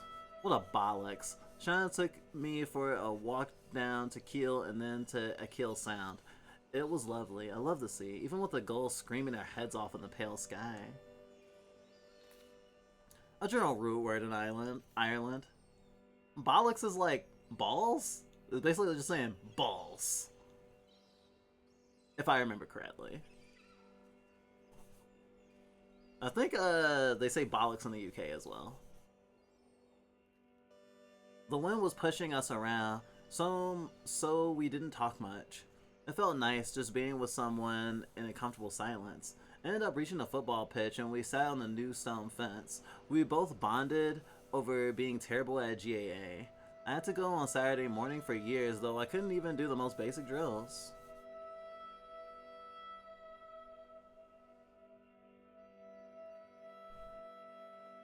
A part of the attic ceiling fell in during the storm last night. We saw it from outside at first in the gray morning light. Could have been worse. Colin used a tarp for jack drums to cover it, but that won't last. This place is starting to feel a bit scary.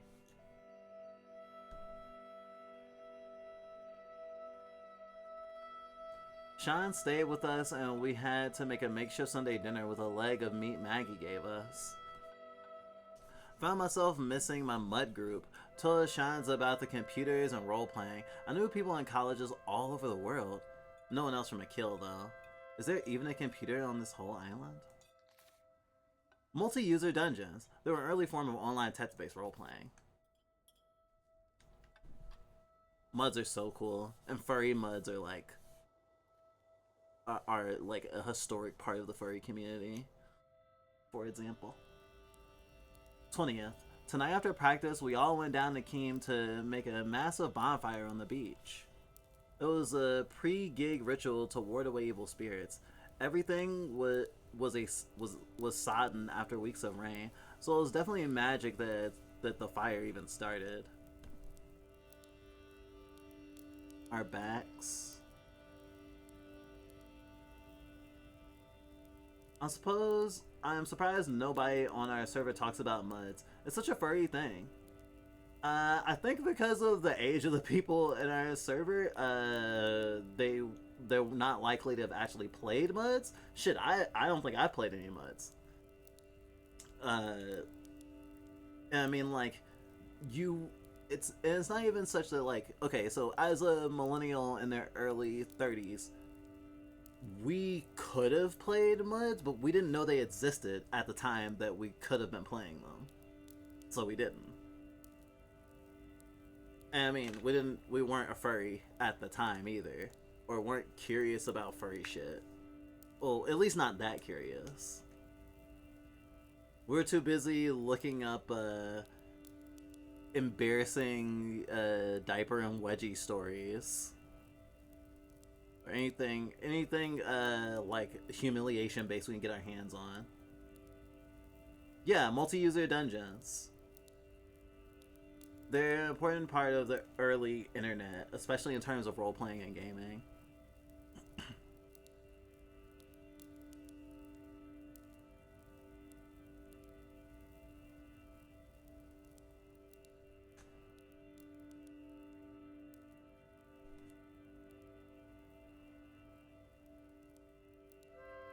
Column had some lighter fluid, which probably helped. We sang songs in the drizzle. Our backs were soaked, but the heat in the kriak was cheering. I meant to burn my letters, but forgot.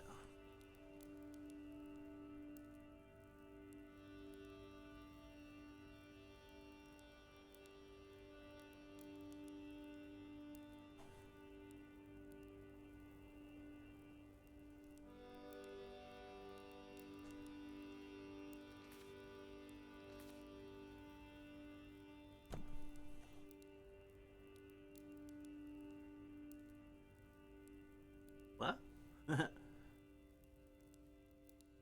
Game flubbed a little bit. Hello, you got a letter from the university. Very fancy, sealing everything. Mom wouldn't open it. Said she couldn't. You know how she is. But I did. You didn't get the scholarship. Who were you trying to... Who were you trying to cod? Cod, to trick, to deceive someone. Most usually... Wait, what? Oh, I thought the whole letter was going away. To trick or deceive someone. Most often used in response, are you codding me? Or who are you trying to fool? Dossing, to be idle and doing nothing. Who are you trying to cod? I see you living with those wasters, dossing all day. They're dragging their families through the mud too. Whole island is talking about ye. It's weird. You're making a holy show of yourself.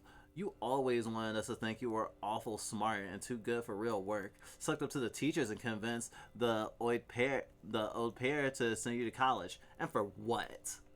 Oh my god, he's such an asshole.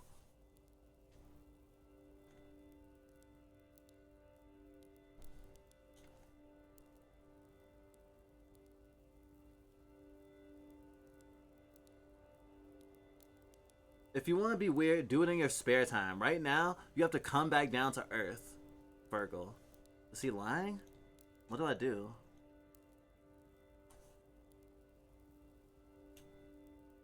Set list. High cost of living. No name. Queen of Kill of Tender Death. No. Drowning at Kill Beach. And 80s ramp walk. Play louder. It's the black hole again. Well, the magenta hole? Castle Bar, 10 p.m., Tuesday, December 21st, 1993. The high cost of living. We could hear them playing. I could hear them playing. I wasn't too late.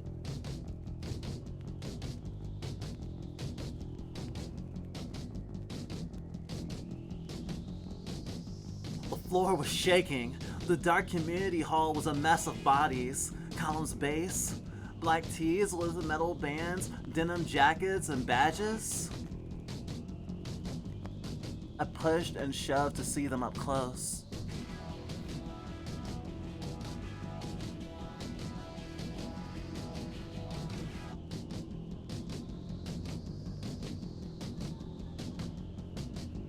I think that's her right here.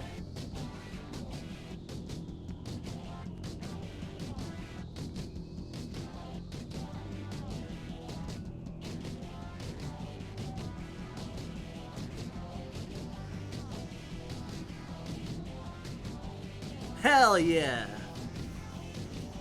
The lads looked incredible.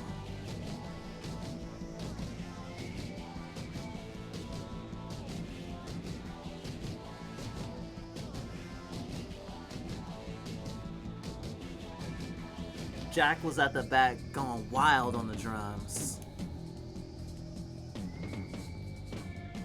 Column's bass was perfect and smooth, keeping the others in time.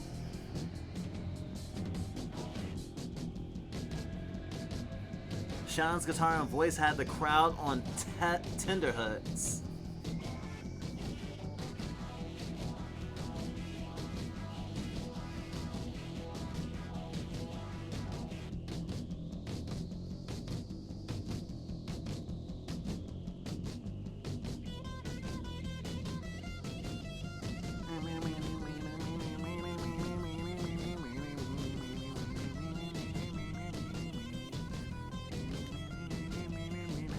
Banshee finished, everyone loved them.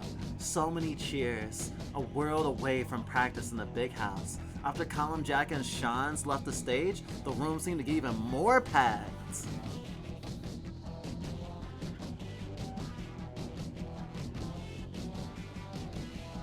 Darkness filled the hall and the music started again.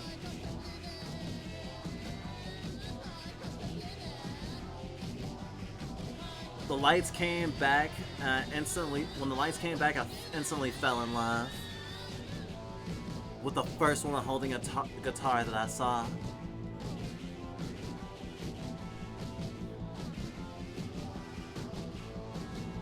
I felt the rumble, felt the distortion, felt like a dork. She owed the stage and her massive boots. I jumped in fright when she roared, and then I kept jumping.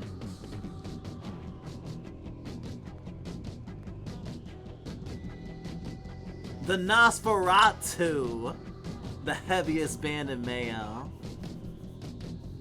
I was getting crushed between people. I wondered if I was gonna die. I didn't care. I just wanted to be there.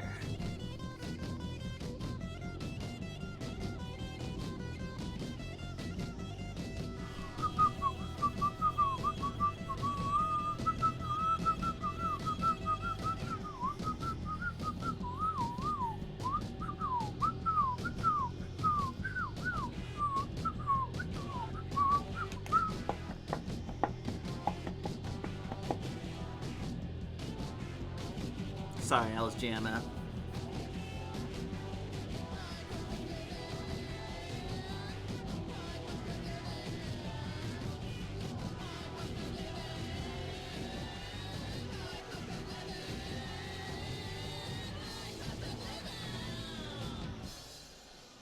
Jack, he danced like a superstar.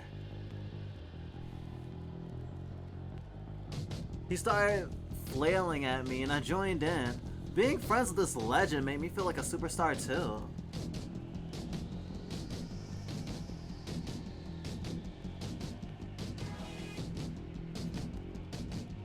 So I danced for so long I thought my arms and legs were falling off. And then, in the anonymity of the crowd, I was free.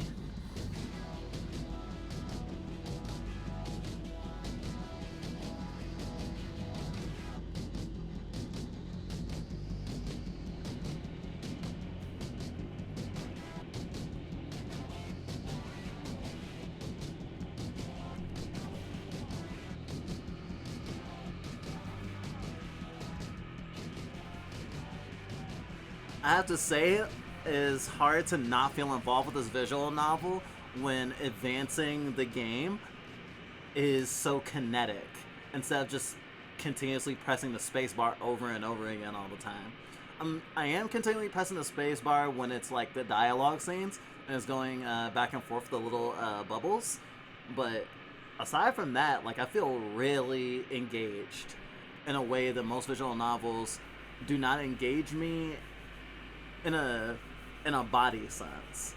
Like story wise, like music and atmosphere wise, so many things. Definitely, a lot of visual novels really capture us, but this in particular, like I don't know, the erasing is a really good way to go about doing this. I really like it.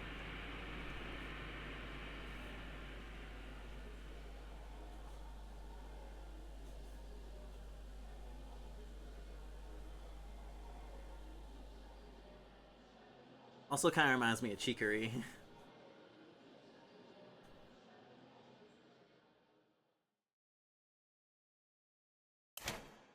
The lights came up. My eyes adjusted to the horror of the lit hall.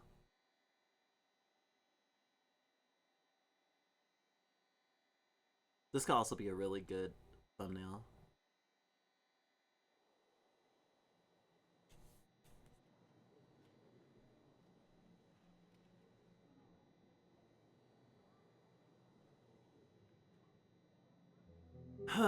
Everyone started to shuffle out slowly as they recognized their sweaty friends, exhausted and happy. I was wrecked. I headed backstage to find the gang. Even the ground looked sweaty underneath the litter of lost beer cans.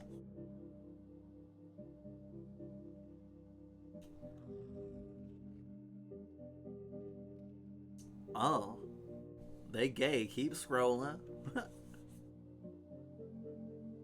Blush, blush, blush, blush, blush, blush, blush, blush, blush, blush, blush. Whoa! Gay people are so cool. Jack announced a house party at our gaff. Nosferatu are coming.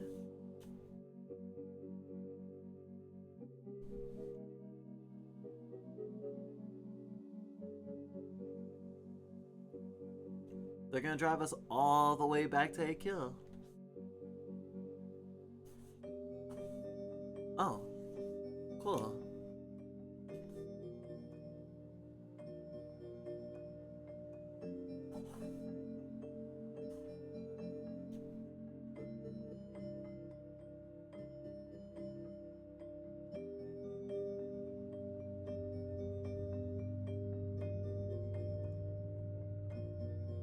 Wow. Pretty girls.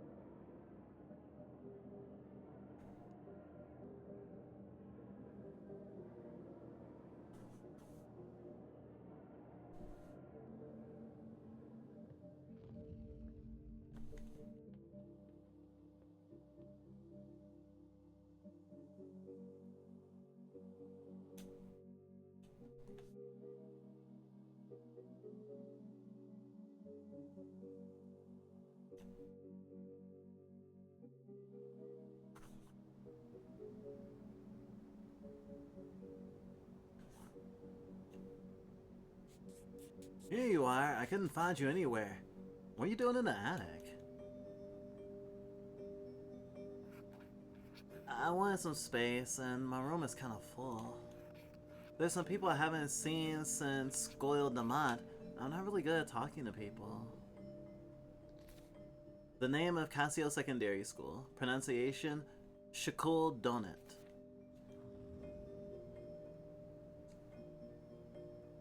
1 a.m., December 22nd. Finding space in the attic. I didn't think. Will I kick them out?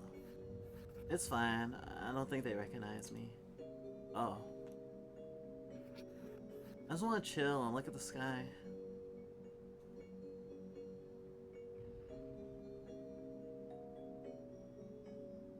Damn, I miss going to rock shows, not gonna lie. My mom caught me. If my mom caught me smoking, she'd kill me. Mine's a bloody doctor. She sees patients with lung cancer every other week in the hospital. Maybe this isn't as bad as cigarettes. Still smoke. Well, we're gonna die sometime. Yeah. When I was 10, my grandmother in India died. I never met her, and suddenly I never could. Mom told me she was cremated. It's strange, but I like the idea of her ashes going back into nature. Life keeps going. Atoms develop into proteins, into cells, into us. That stuff hits you hard, huh? Shut up!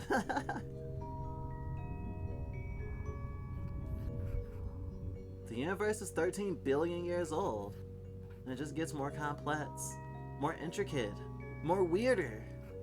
Every second is totally different from the last. Are you saying we have to make the most of the time we have? You're assuming time is even real. Can I ask you something personal? Totally. Are you, like Colin and Jack? I don't know. Maybe. Does it even matter? And does that mean you like girls or boys? Both? Neither. I like sleeping. Most ace response ever! Yeah. I like being here with you. It's nice. Thank God for heaters. We're living in limbo. And then you showed up. A kill is limbo. It's weird to see classmates who never left. We could be ourselves in Dublin. Imagine if we lived together. I'd like to live on a barge someday. We could live on the canals! And you could teach me about space. And you could teach me the guitar? I could reinvent myself like David Bowie. For real, and not pretend anymore. You're pretending? I just think the guy other people see and the real me are very different. And who's the real you?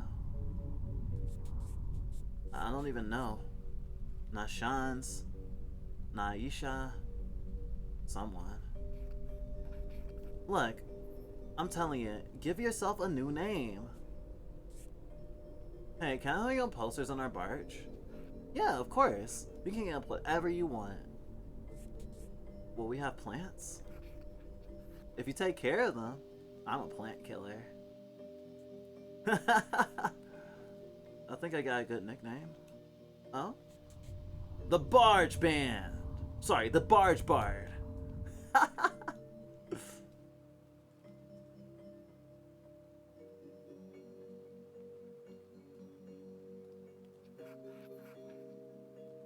Hey, do you ever think about the ozone layer?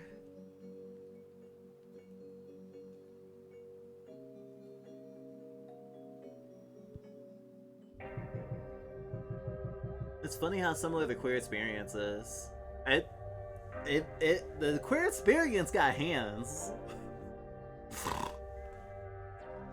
Day 10 since first contact. There's no been a response from the doctor.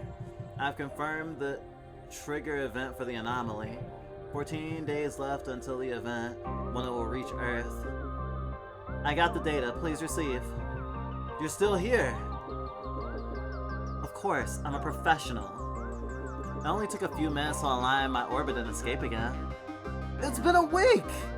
Control, I detect wormholes nearby in all directions. Space-time is being ripped into shreds. I think I can use them.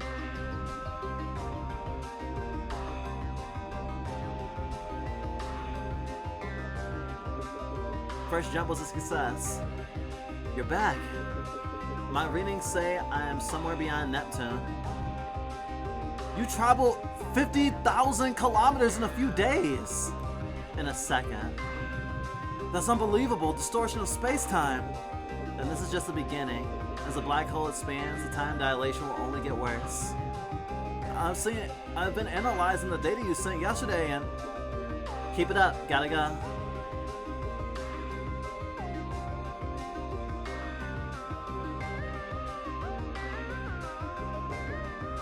I can see Ganymede. Hello? I have good news, Doctor. The source of the position entanglement is Earth. Good news, I was already headed that way. I found something in the data you sent that might tell us more about the trigger. It seems to be an image of some kind. An image? Is it of use? I don't understand it yet, but I'll find out more. Right, gotta go again. Bye. By the way, my name.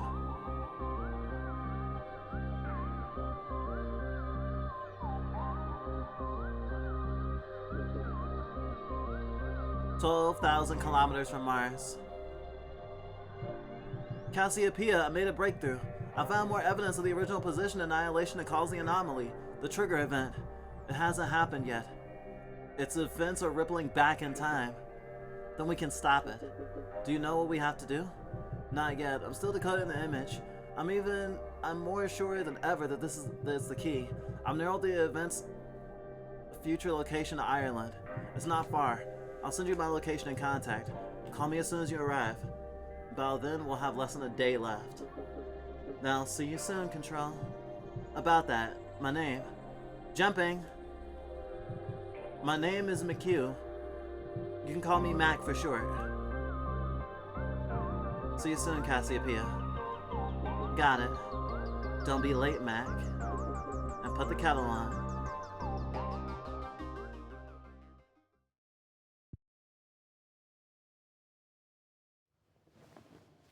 I woke up, comfy.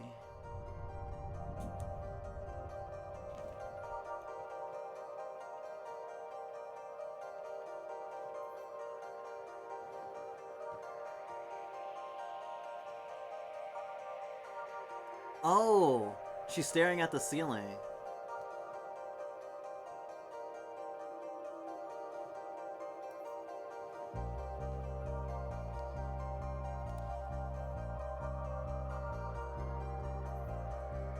Light came in through the roof.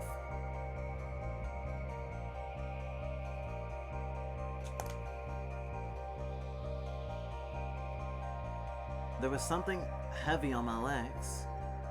I was still wearing last night's clothes. Oh guys, everyone still downstairs? 6 a.m. December 22nd, the back of Beyond. This is...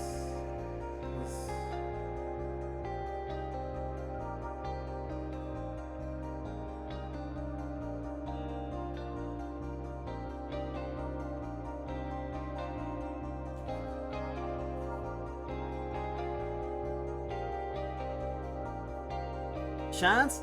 Hey, you're on top of me! Hey. Wake up, sleepyhead! Get off me, you idiot! Idiot means idiot, but we'll look anyway. This is probably the closest I've been to anyone except my mom. Hey, are you still asleep? I was dreaming about us. I dreamt about aliens. So I know we probably shouldn't leave until after Christmas, but I've been thinking, what? So we'll need to find a flat first, right?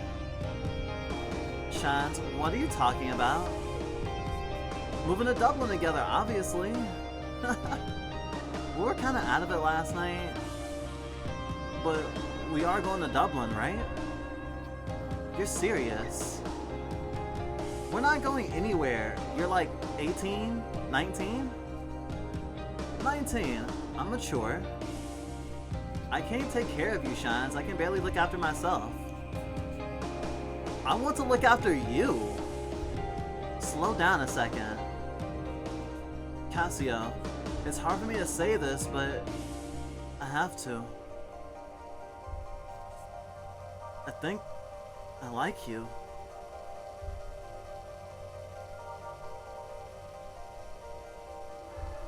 What?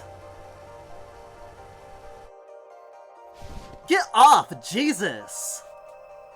Don't you want to kiss me? I don't want to kiss anyone right now. I really like you, Cassio. I got it.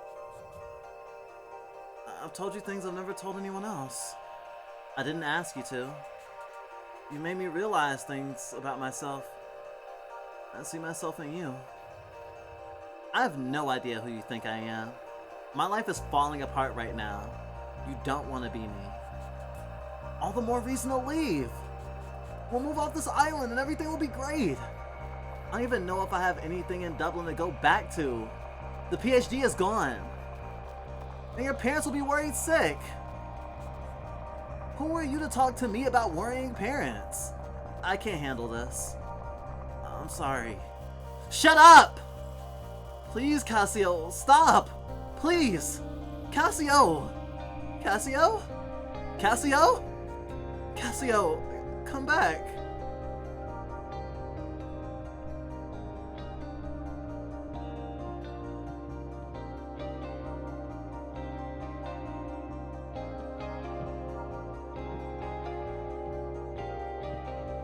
There is a time and a place. Just like what Mr. Oak says when you pull out your bike in the ocean. Maybe saying that right when waking up was not the best.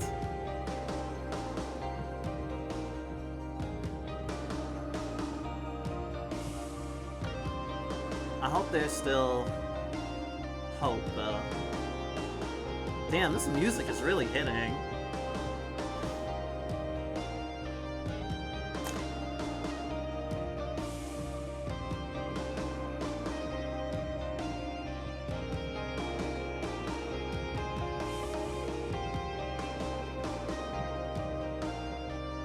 Oh, she laughed.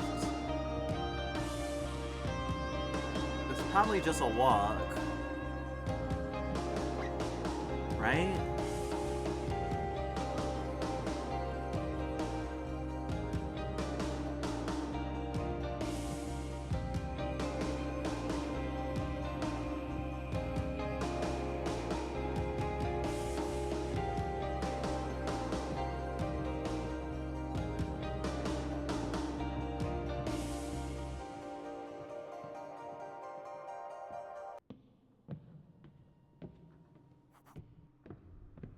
Hello there, Cassio. Oh, hi, Maggie. Isn't the frost wonderful? Cold, though. And the wind is fierce, too. Yeah. It's a happy surprise to see you so early. Especially after your big night out in Castle Bar. All that music and crayak. I didn't sleep very well.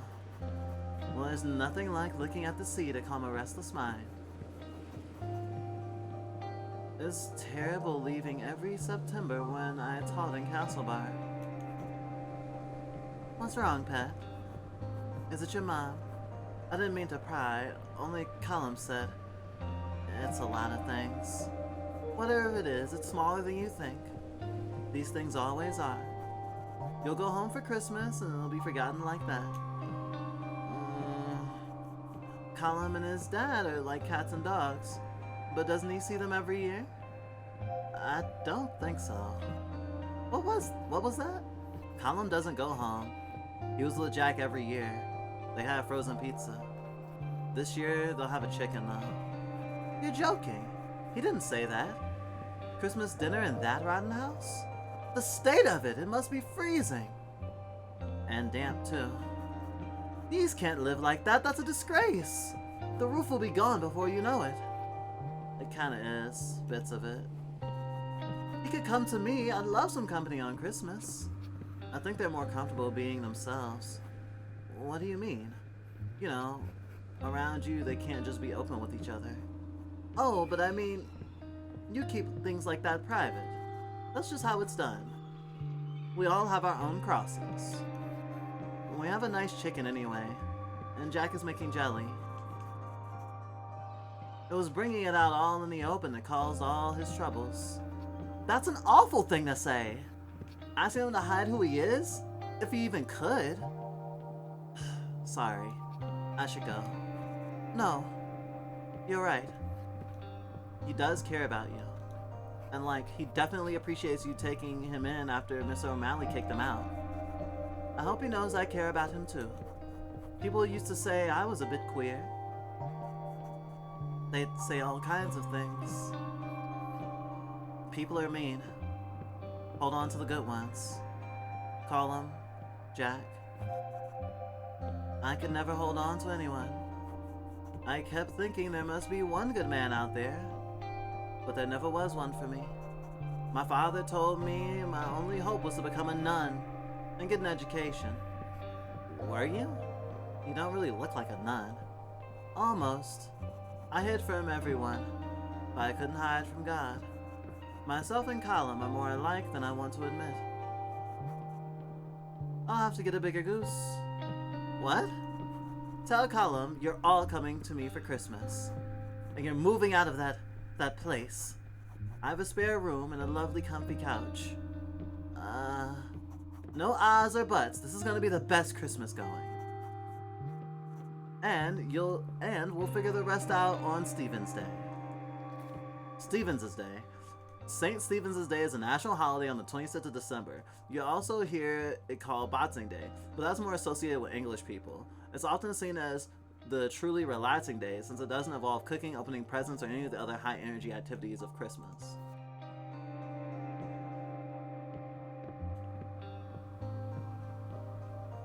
Auntie is a real one. She's trying, and she actually responded well to being told that she was wrong. I love that in an old person. Or really anyone. But especially people with societal power over me. Or institutional power over me. I met Colin when I got back. Sean's had left. Took all his stuff too. I didn't want to talk.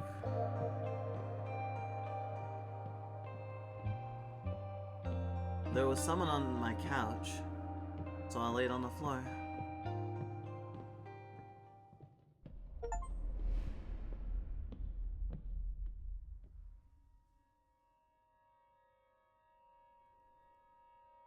Things to remember about Shans. Dislikes a kill, talking about himself, smelly fish, black pudding.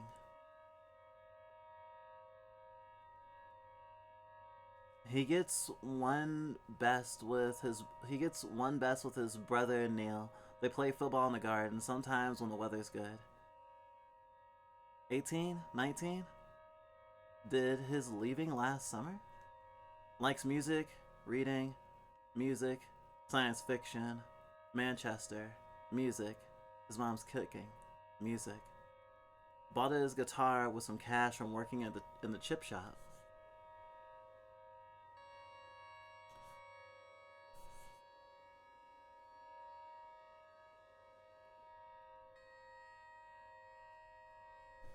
He's never been to India. He doesn't really know his relatives there. He wants to go sometime, though. His favorite writer is Arthur C. Clarke. Ah, loving that science fiction shit. His favorite writer is Arthur C. Clarke. I'm gonna make him read at Swim Two Birds, and he'll love it. He is terrible at lying. My favorite thing about him, he taps his fingers on any nearby surface, hammering out little tunes. December 22nd, things changed so quickly, before you're ready at all. Colin was upset and Jack was furious. He said Banshee are finished because of me. Sean's told him he's done. I wanted to hide in the attic, but it was raining.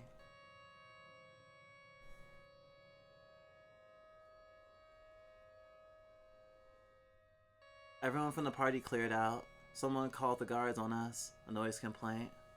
We have 24 hours to get out. The big house is done. Maggie is coming back tomorrow to get our stuff. To get back our stuff. Maggie, 23rd, Maggie drove up to the house this morning in her old banger. You'll catch a death saying there any longer. It was nice being scolded with kindness. We bundled all of our stuff into her car, but then there wasn't enough space for us to sit. So myself, Colin, and Jack had to walk. It was a very silent journey across a kill.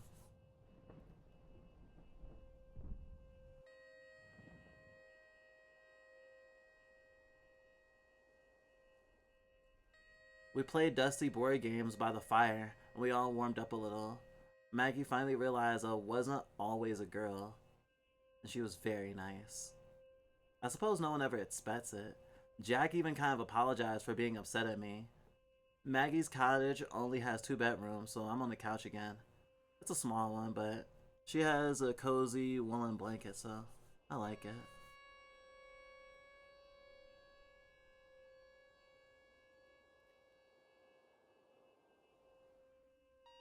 And the word trans wasn't much in use back then, unless you meant transsexual. And at the time, a lot of people would not consider themselves even transsexual if they weren't on hormones. Which is why that word has not been used. And actually, I like it when period pieces about queer people don't try to use the common parlance of current day. Because I think it's important to understand like queer existence in the context in which it existed at certain times in history, especially when there were less words to express it and less ways to be understood, and of course less visibility in general. Maggie O'Malley, 63. I felt bad asking, but she just laughed. Likes tea, Venice swirls, trad music, painting, the Legion of Mary. My favorite thing about her, the way she prepares tea. She uses loose leaf. She's really careful with it.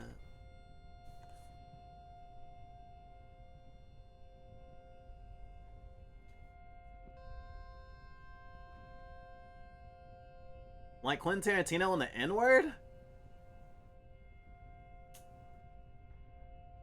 No, not like Quentin Tarantino in the N-word.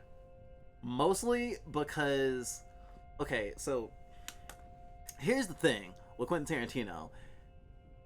He likes being in the good graces of certain black people so that he can get away with saying the N-word, or at least in the past. Like when he said the N-word in Pulp Fiction, he did not have to write himself into the movie and allow himself to be the one who said it. There are very few utterances of the N-word in that movie, maybe 3 times, if that.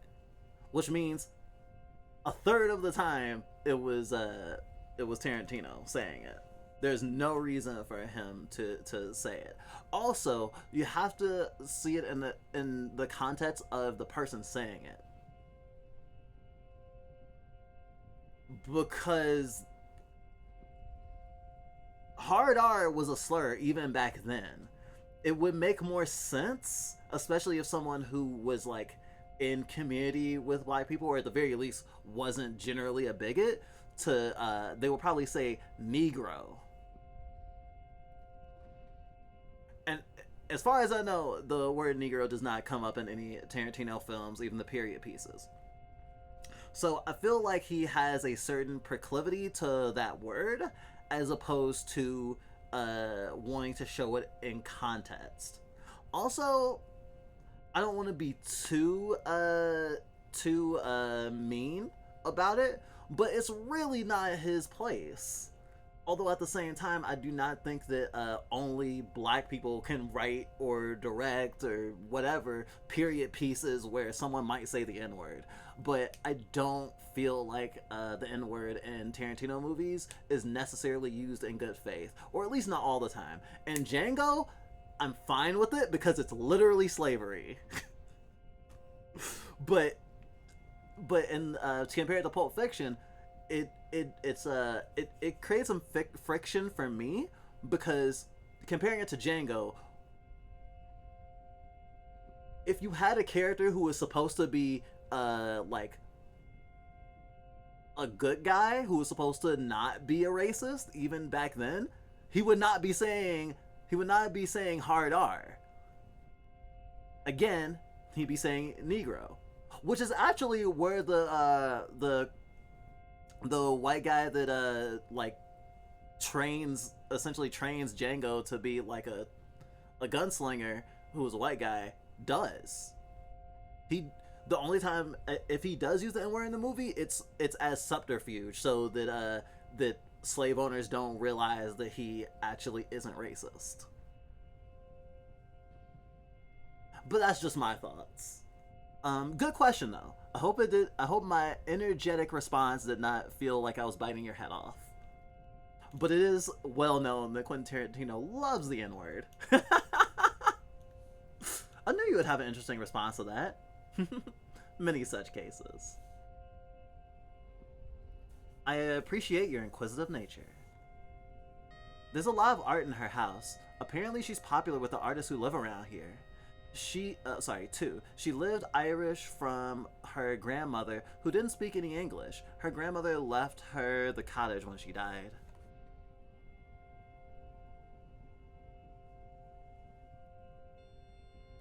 She taught English and geography.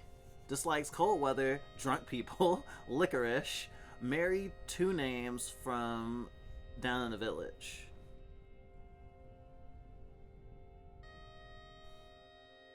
Before I knew her as Colum's aunt, I knew her as one of the readers in Mass. She still does it. She has a lovely soft singing voice, not just at Mass. She just called to sing whenever there's a session going on in the pub.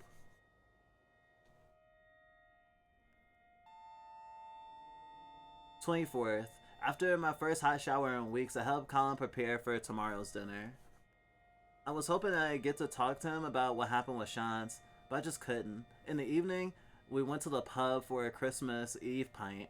I wonder what I'd do if I saw Shantz, but he wasn't there. Virgil was, though.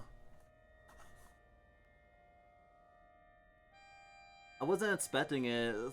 But through the crowd, our eyes met. It felt like a punch in the gut. I drank my diluted black currant quietly and didn't look that way again. As we were leaving, he pushed an envelope into my hand.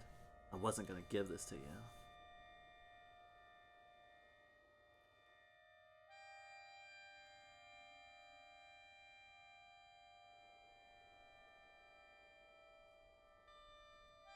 The post office is closed now.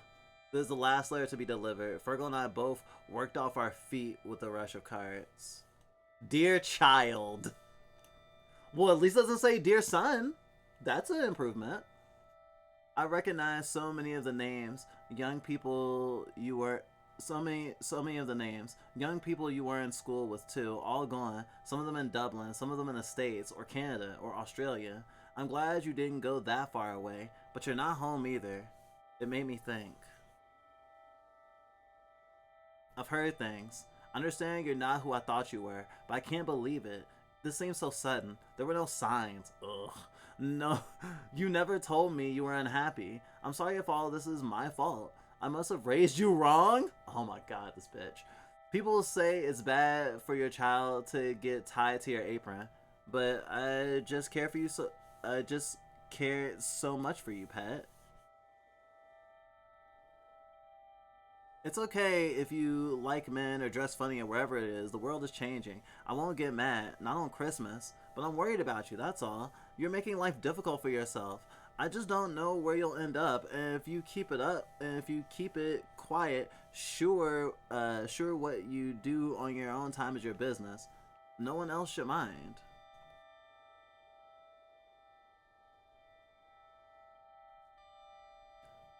I'll see you soon and we'll talk at last. I've been making mince pies. I made as much dough and filling as I normally do, but it took much longer than I thought without you. Silly old me. There are so many. Fergal won't finish them by himself.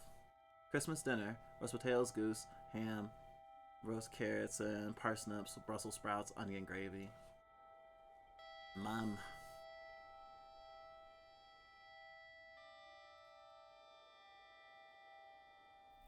Whoop!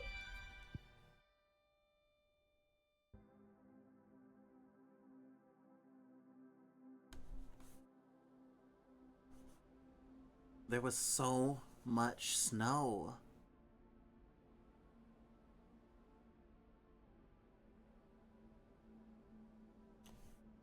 I couldn't stop thinking about Mom's letter. I wasn't sleeping. I couldn't stop thinking about Mom's letter. So I was awake at 2 in the morning when it started. The snow.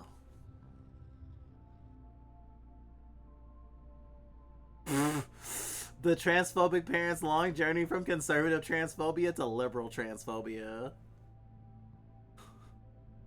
Real.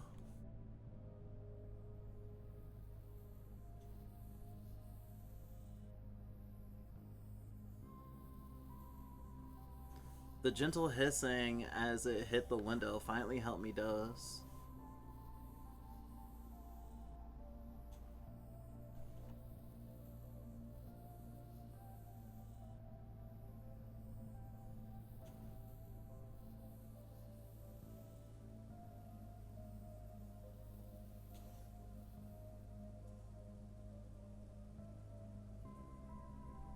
Jack woke me up early, eager for presents. Colin came in behind with a cup of tea.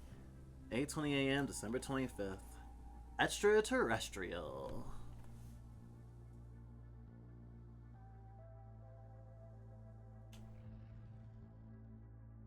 We were all ushered into Maggie's living room with our cups in hand.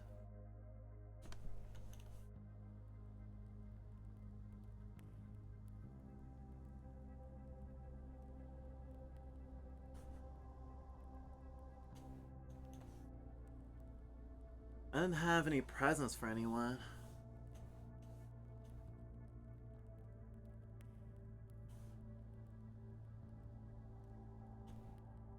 But everyone was so nice. Maggie gave me an unopened box of makeup. Colin joked about it being the one he gave her last year. I was delighted to have it passed on.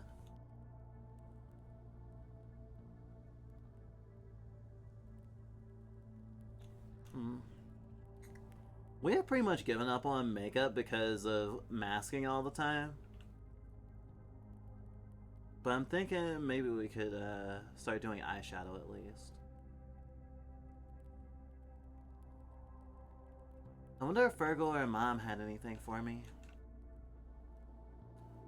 Soon enough, it was time for Mass.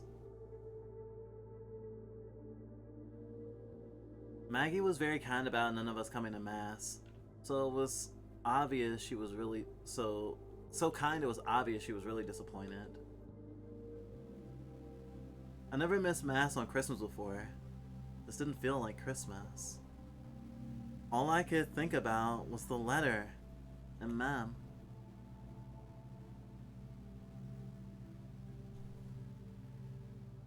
I decided to go home. It was easier to just go than keep chewing on it.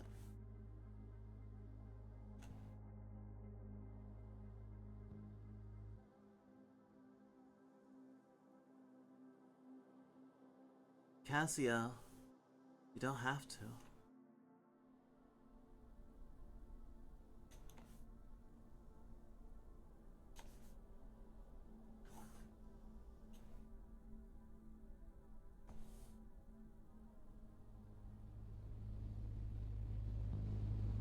If you want to go, do. Just don't feel like you've got no choice.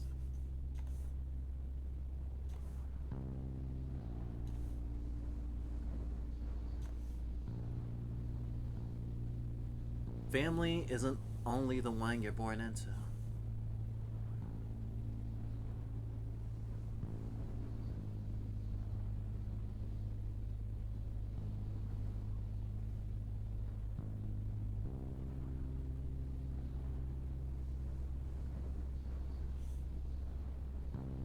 And you feel like more of a sister than any of my actual sisters.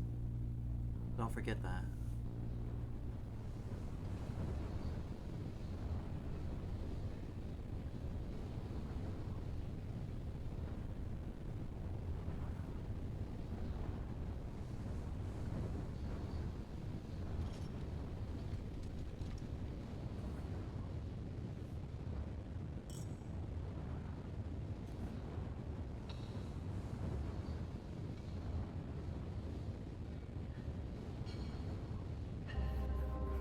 The turkey is delicious, ma'am. Thanks.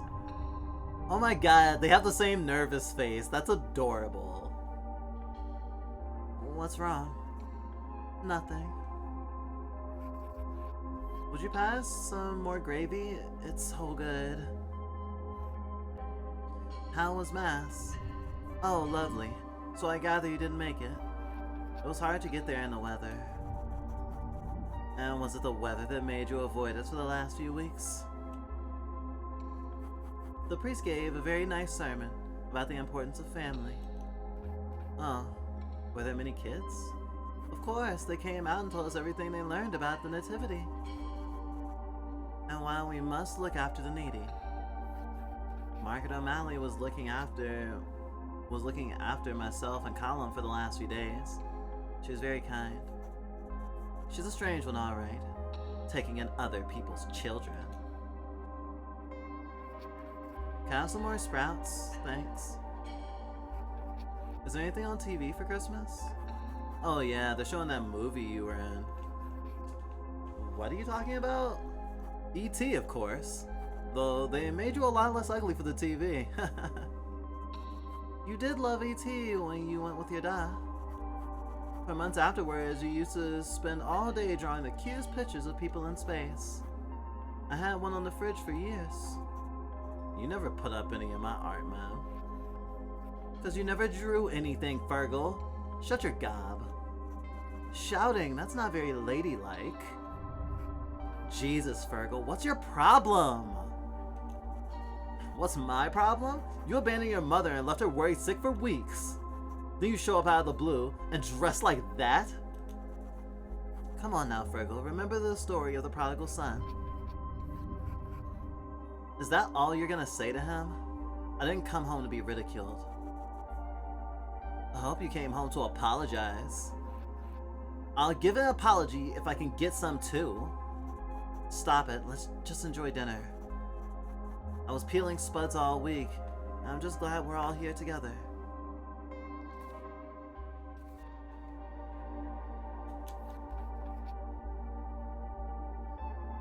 Now you see why it's been hard to talk. It's even harder to listen to this crap.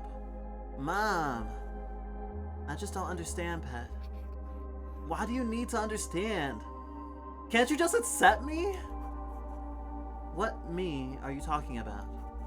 The one I've known for 23 years? Or the one I've known for 2 weeks? It's the same me! And I want you to know me better! I want us to be in each other's lives.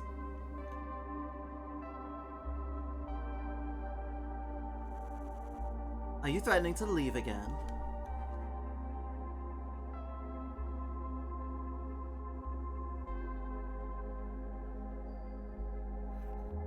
I need some air.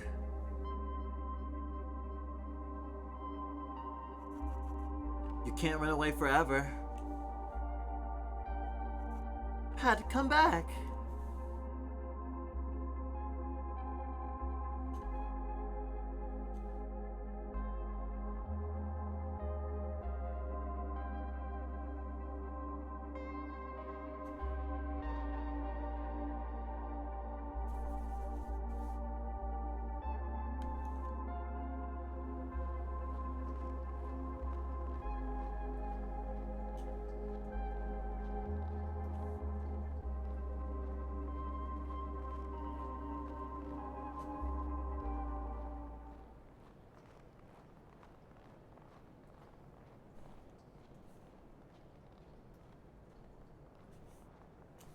The air I needed was 2 kilometers away in the snow.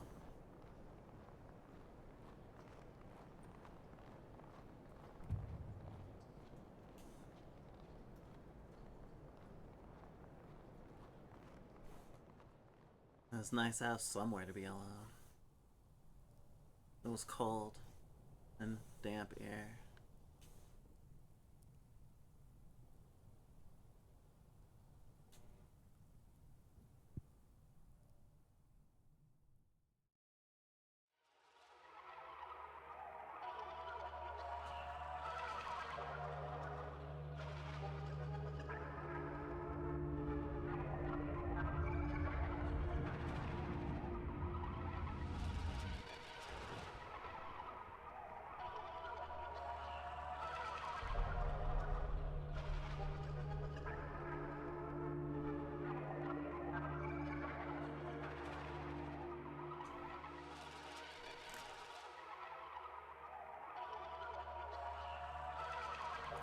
Happy Christmas!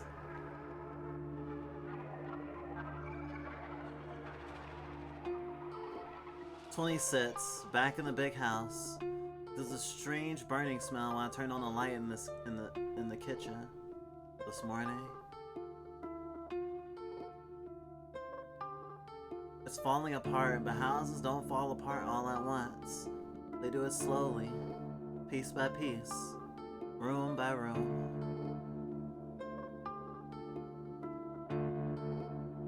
The electricity isn't safe, and I don't want to light the fire. I don't want anyone to know I'm here.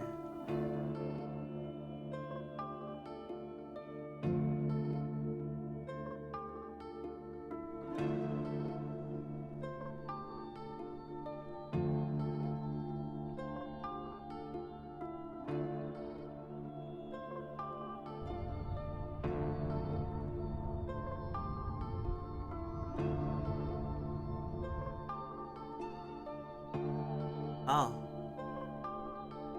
Cassiopeia's landed on Earth. And probably went to the big house. 27th. Shines walked past the house today, headed for Keene Beach. He didn't see me.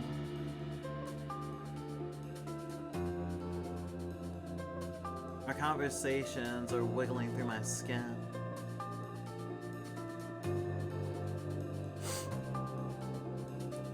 At about 4:30, there was a knock.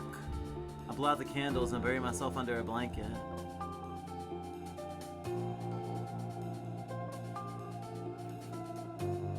Are you in there? News around town is you got out. Heard the guards were coming and scampered. But then Alfie told me they hadn't seen you at old Mrs. O'Malley's house. Did they turn you away?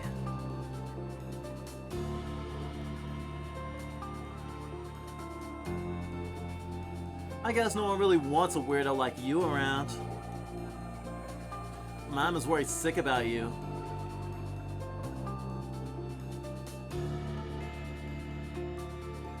Damn, this game hurts.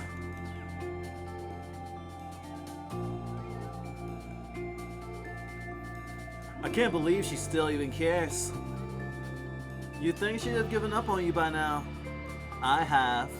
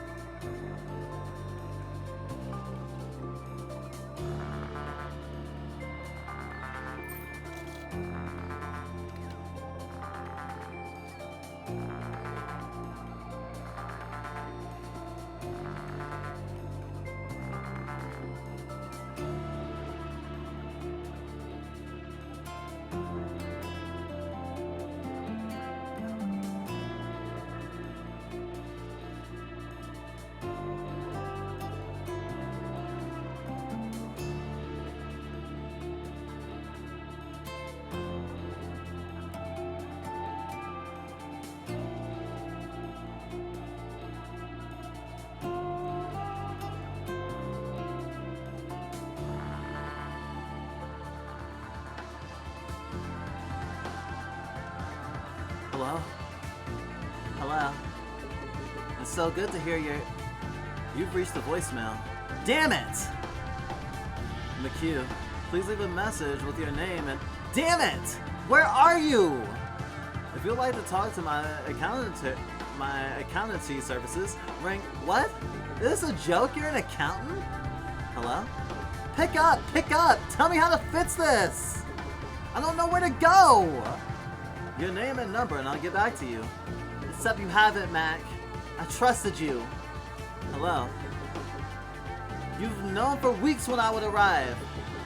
And now I can count the time we have left in hours. You've reached the voicemail of... I have nowhere and no one left. There's no one on Earth who even knows who I am. No NASA to whisk me away. Not even an accountant from Mayo. Just some sheep in a field while a black hole devours Earth. At least I can witness the end of everything under a nice clear sky. Hello?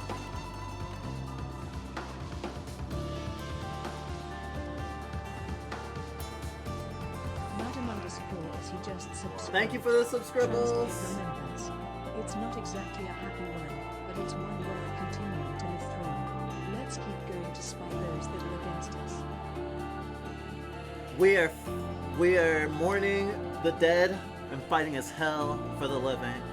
Going forward, we can't give up, especially with how the world's about to be even more cruel. Thank you, Issy. Appreciate you. And welcome back, Bill. 28th. I woke up coughing this morning. Hope I'm not coming down with a dose of something.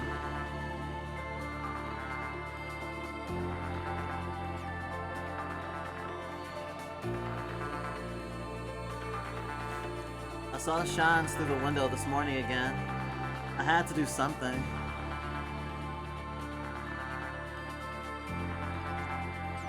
So I walked out into the wind and down into the beach.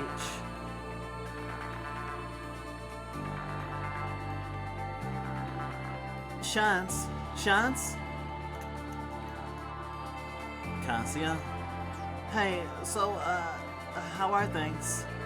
Oh, fine, you know, same old. What are you doing here? I thought you were with Colin and Jack and Duggart now. Jesus, you look awful. It's complicated.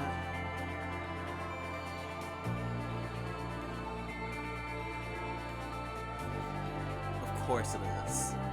I was with them, and I was back home, and now I'm not. Yeah, you always seem to make things complicated and weird. I'm sorry, Shines. I was surprised. But we can fix everything. We can go get Colin and Jack and put the band back together. We can just be friends again. The band was a dream. It was never gonna happen.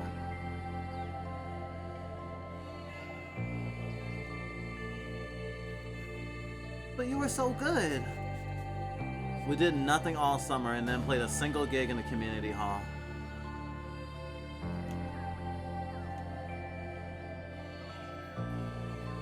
Where's this coming from? What happened to you? It's just reality.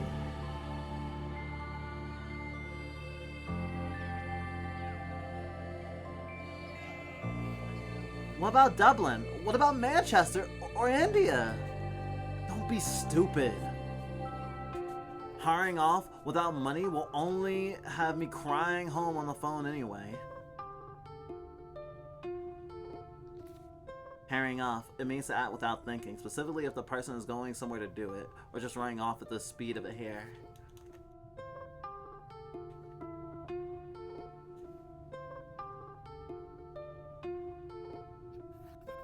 God, you're like a different person. I don't even know you. When I went home, I found about how people talked about the lot of us. I mean, I knew, but I didn't know. I liked you. But that's not me. Wow, do you hear yourself? You have no idea what it's like. I'm already an outsider in the kill. I don't belong anywhere. I can't...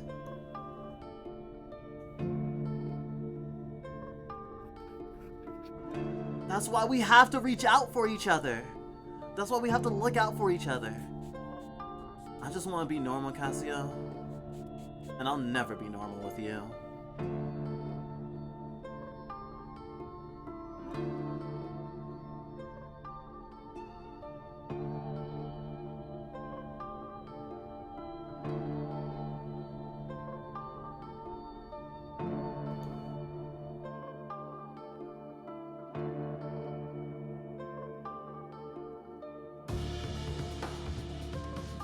Cassiopeia!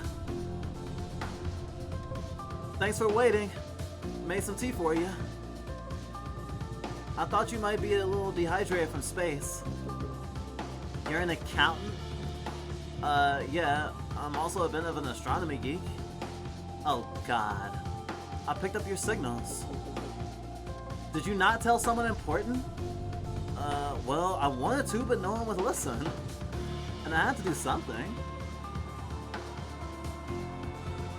Thanks. Thanks, Mac. It's nice to meet you. For real. You're shorter than I pictured. What do we do now, then? The source of the radiation is on the far side of a kill island. There's a bus coming soon. We're waiting on a bus to save the world? It's usually on time, and we can sit up at the front.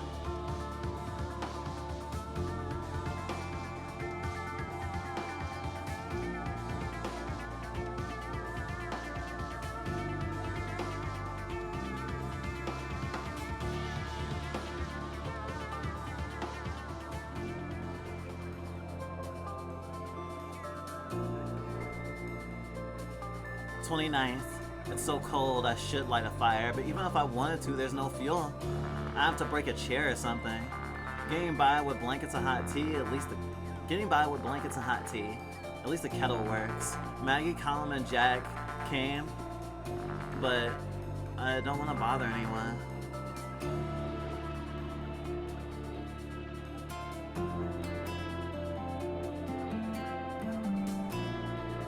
My chest feels tight and my body hurts. I can't stop coughing, and every time my head spins.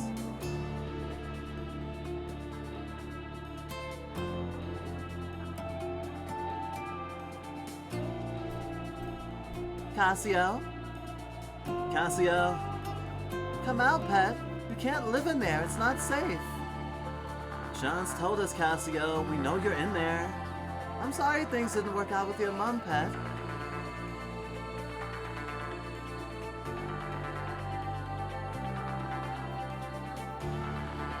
Cassio, it's like I told you. We're family. Please come out. This is ridiculous. Are you sure she's really in there? There's not even a fire going. We should call the guards. Something really bad could have happened.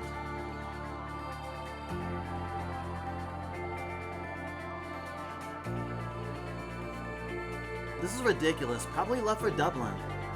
The two of you waste so much time on her. She doesn't even appreciate half of it. That's enough, Jack. Come on.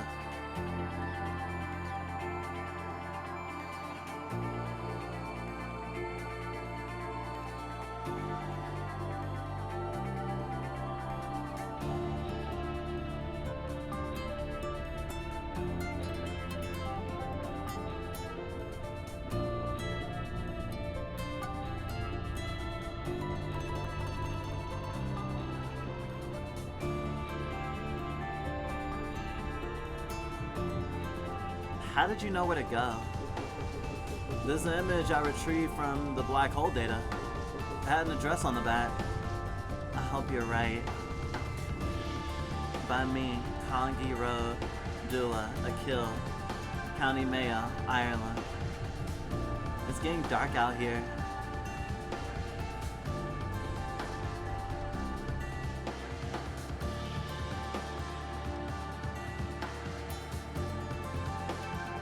The guards came back and Fergal was with them. I almost called out, but I knew better.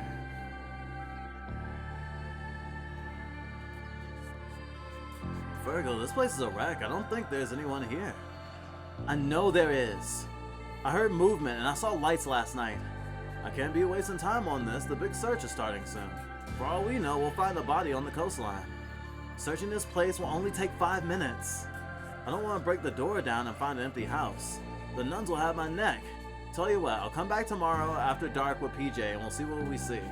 If there's someone in there, we'll get them out.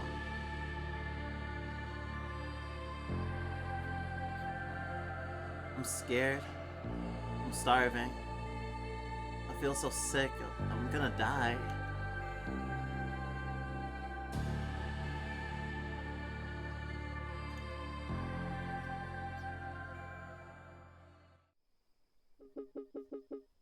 Are you sure this is the right place? It's the only thing we've got. Okay, pass the image to me. I'll I'll put it through the letterbox.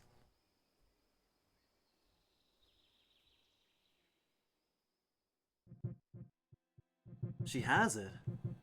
But the black hole is still here. It's still growing.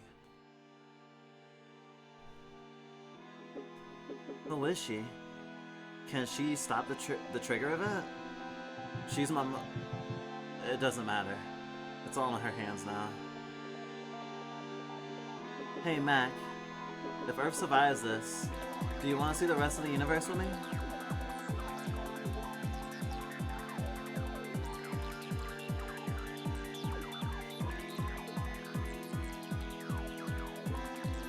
December 31st, the anomaly. I have to go somewhere. I can barely move. It's cold. I'll burn the book.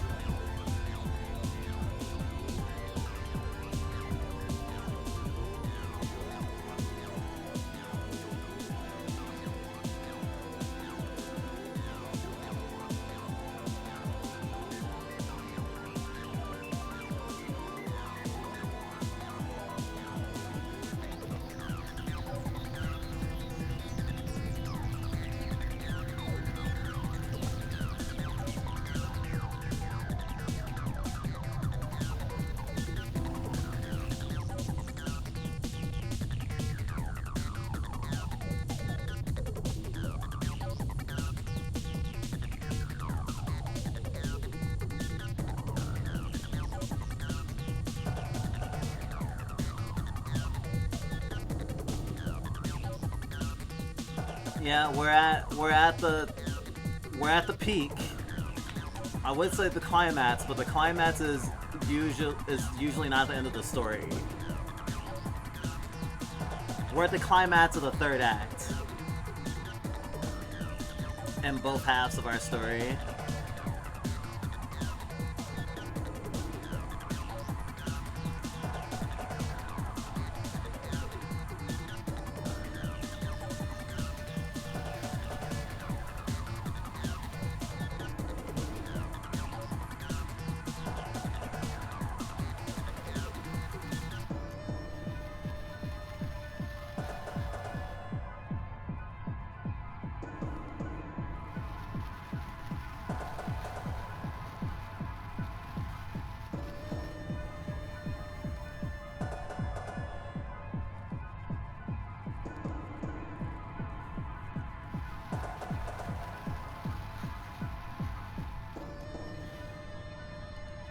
Oh, that's the black hole.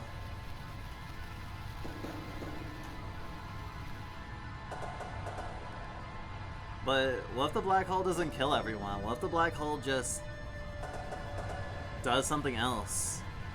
Fucks with space-time. But we can still live.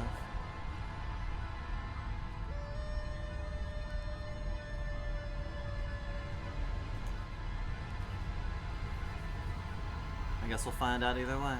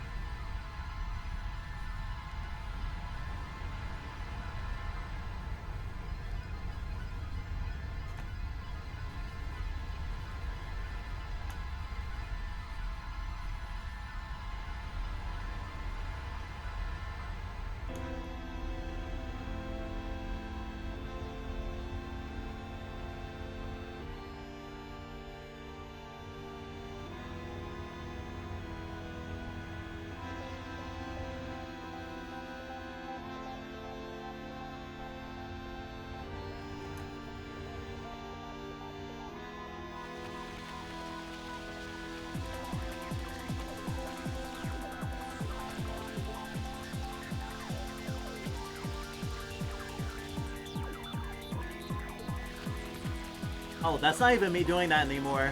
That's not me doing that anymore. That is just automatic.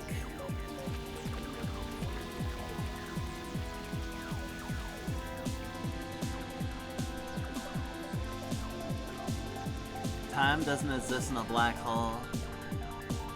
Every moment crushed together, past and present and future, in one endless screen.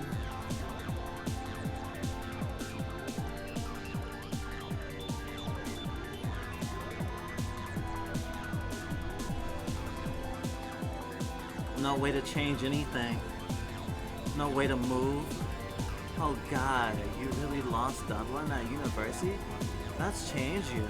You let it. My little artist. You're the biggest freak around, that's for sure. No way to escape. I just want to be normal, Cassio, and I'll never be normal with you.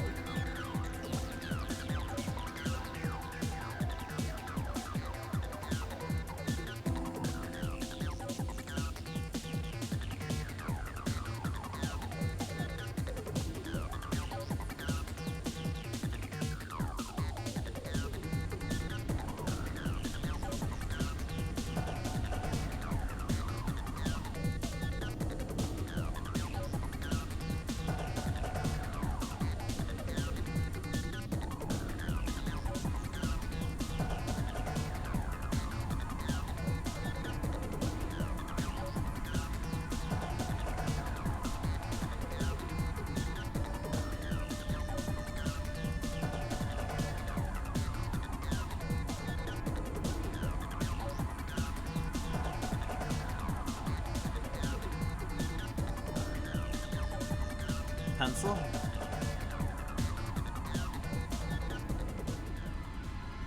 Everything's okay. Oh, so we're creating now, not erasing.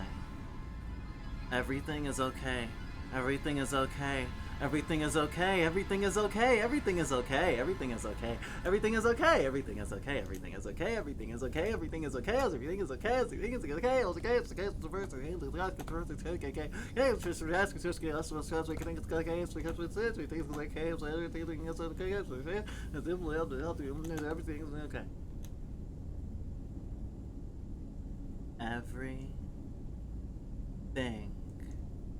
is okay.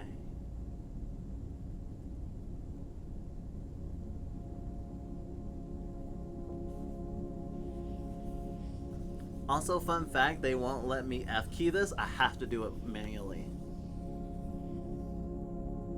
Everything's okay. You poor thing, you're burning up.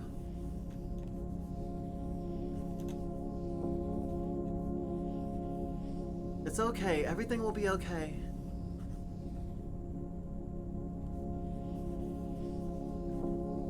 Your mommy's here now, love.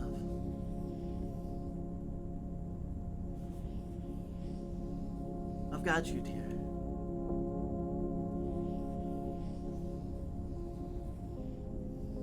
I've got you, Cassio.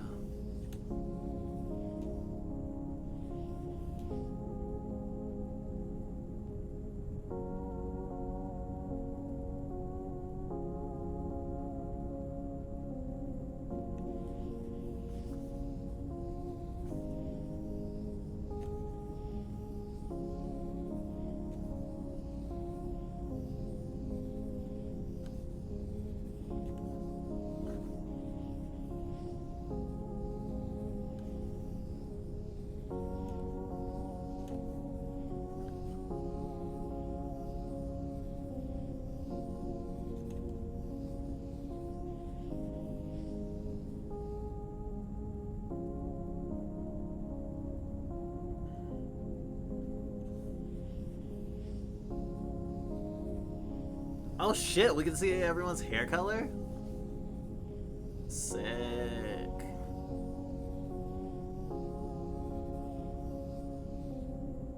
Huh. Brother's not there. Oh gosh. Even more detail.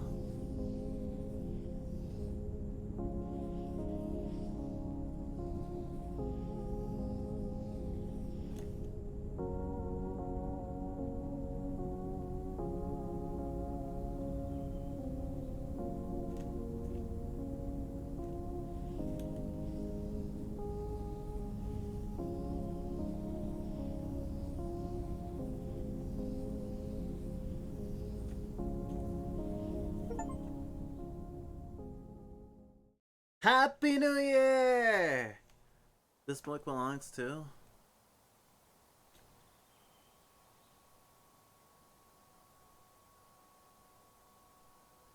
10 years since the event. The world has started to stabilize, communication between towns and cities. And even countries are commonplace again. There are no computers yet. There's demand for accountants again. Mac makes a reasonable living doing the books for local businesses around the West Coast.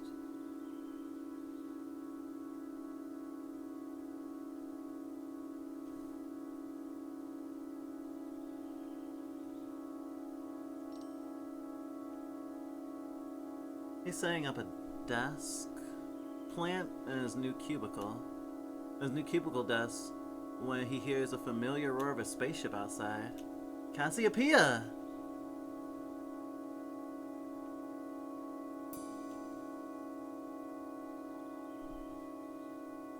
He's finishing tying first. He wants to impress her with his neatness.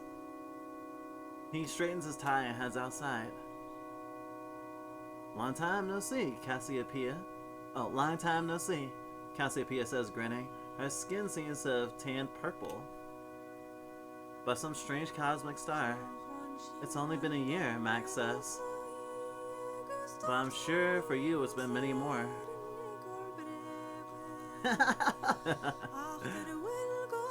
As he looks at her, Max's chest gets uncomfortably tight.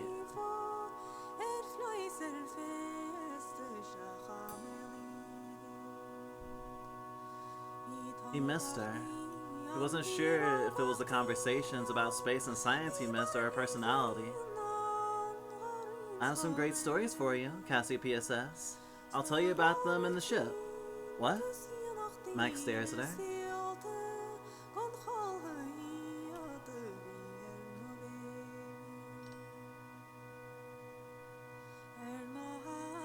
Aren't you coming? She says, surprised.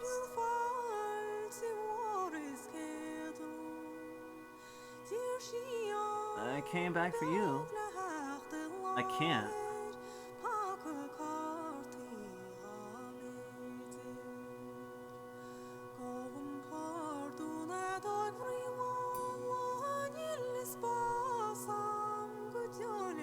Sometime soon, but not now. Cassiopeia stares at him, then nods. Mac? Yeah, Cassiopeia? Whenever you're ready, call me. I'll be there and come and get you. See you next year.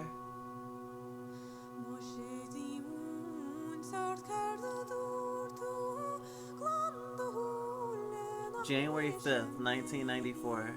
I've been awake for a few days, eating turkey leftovers, drinking cups of tea, and sleeping. I'm finally able to write without my hands shaking.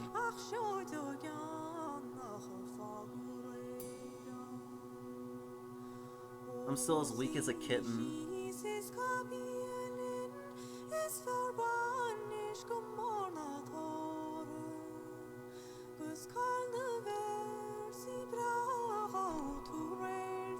Colin comes around a lot, every day since I was found. Jack comes too, but he doesn't stay. Yesterday Colin brought cake from Maggie, and today he brings me a new journal. He found the remains of the old one in the big house.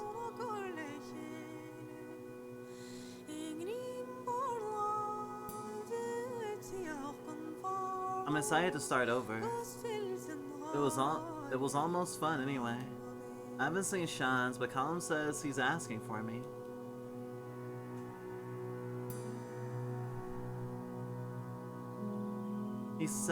I say he can come and visit.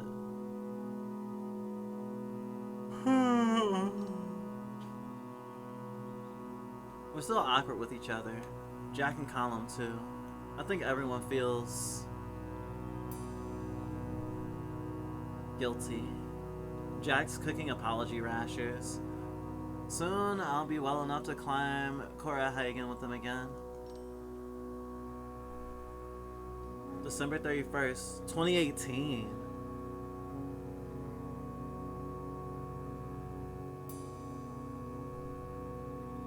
The older I get, the more I like myself. I find I care less and less what other people think of me, and more for my own opinion. And these days, I'm much more comfortable in my own skin.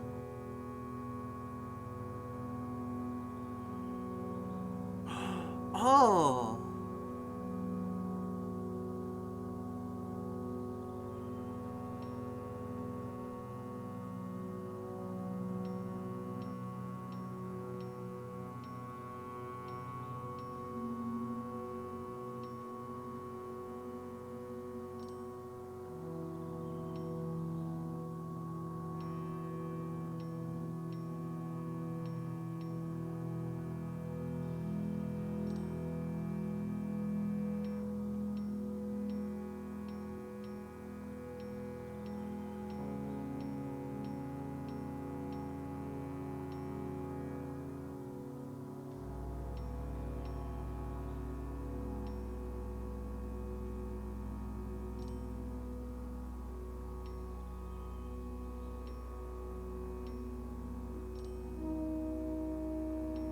Oh my god! The developer put a fucking what is it called? A pit crew?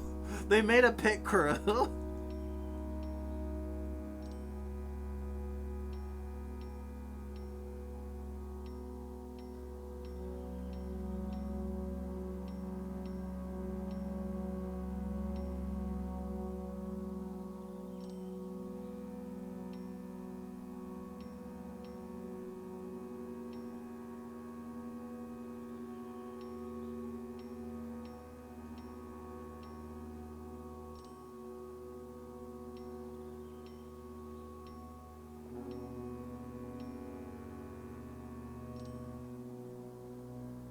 Hell yeah!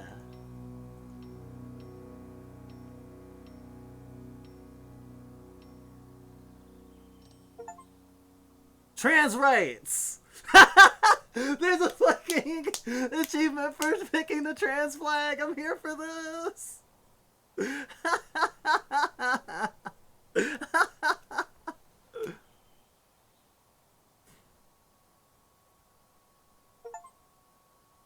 Draw for the first time.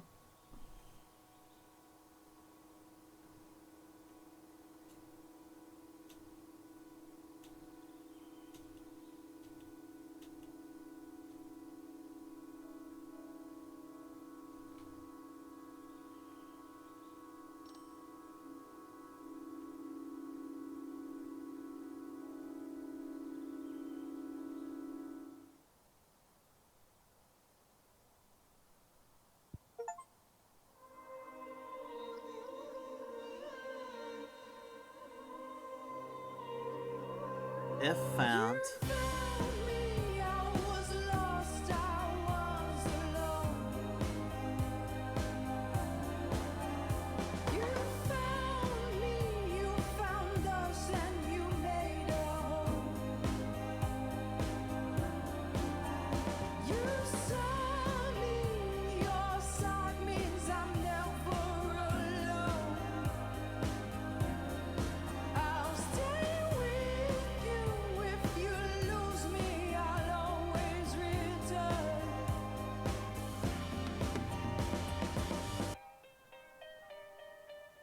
In years our stars will all have gone,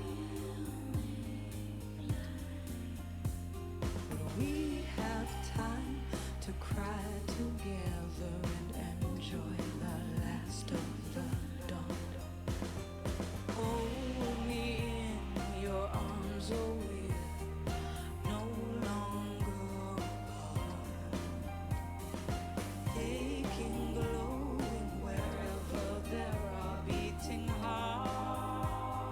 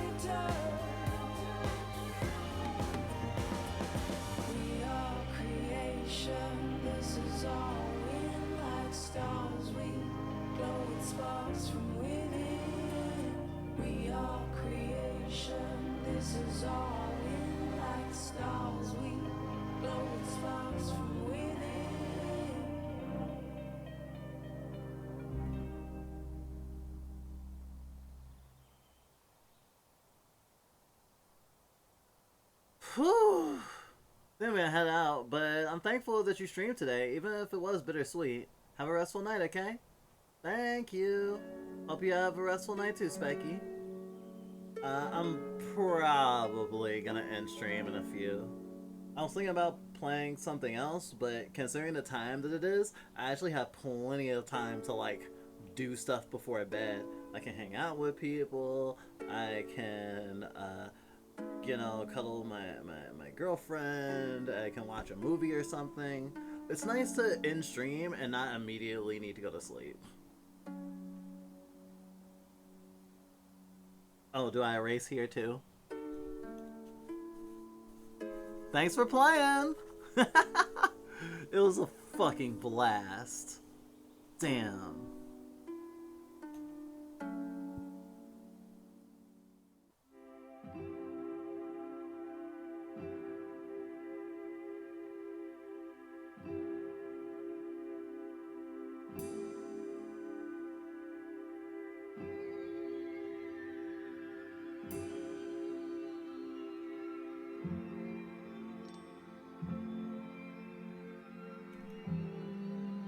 May 15th, 1994. Shannon's directions led me to a bar in Galloway, up to the stairs to a tiny room. I can't imagine it fits more than 30 people. The new band doesn't even have a name yet, but he's still really excited for one to come home.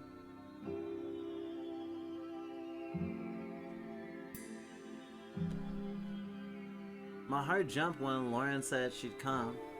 She's so fun to be with. The music is so different from what band she played. It's heavy, but kind of funky. I found myself dancing without a thought. Afterwards, Sean's come over. He has a little gold hoop in one ear. He's full of confidence. He's on a high after playing guitar. He looks like a lesbian. He's excited about doing an audio production. Of course in September, but he's going to New Delhi for summer with Tara. They're gonna visit some relatives they've never met, aunts, uncles, cousins, and cousins. Do you have somewhere to stay tonight? My couch is always open.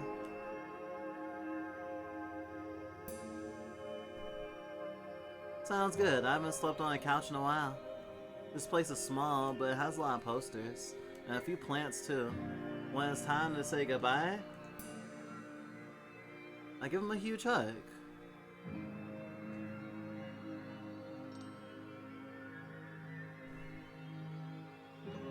Chance.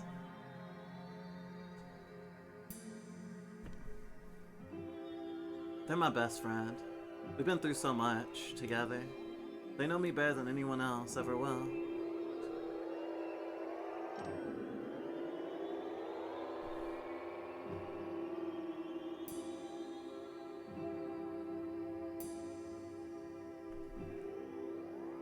August 8th, 1994. Mom and I drive down to Kiel. The sight of having the long curving beach underneath the Miriam Cliffs. It took a lot of weeding to get Mom to even think about joining me for a swim. Now that she's here, she's having second thoughts. Jump in and you'll get used to it. She shrieks when the waves splash her, when the waves wash past her. I keep encouraging her, and finally, after a few tentative minutes, the one and final scream, she gets down. I let myself go and let the waves throw me around. I taste the salt water in my mouth and gasp for breath and enjoy being alive. And most of all, I enjoy sharing it with them.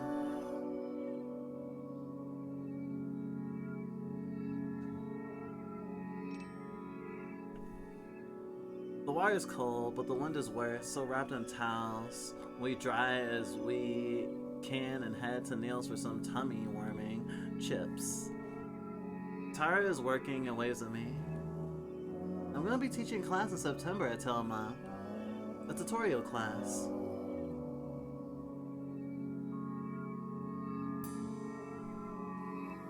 Did you know that black holes? She doesn't let me finish.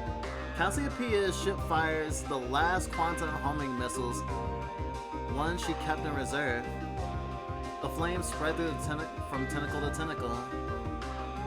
The sea recedes, taking its terrible horrors with it, and Cassiopeia lands immediately. She rushes inside and finds Braid McHugh holding her shotgun in her hand, looking tired, but very much alive. "Well, you're a sight for sore eyes," Brit exclaims and hugs Cassiopeia tight. Brit puts on a kettle and they sit to catch up.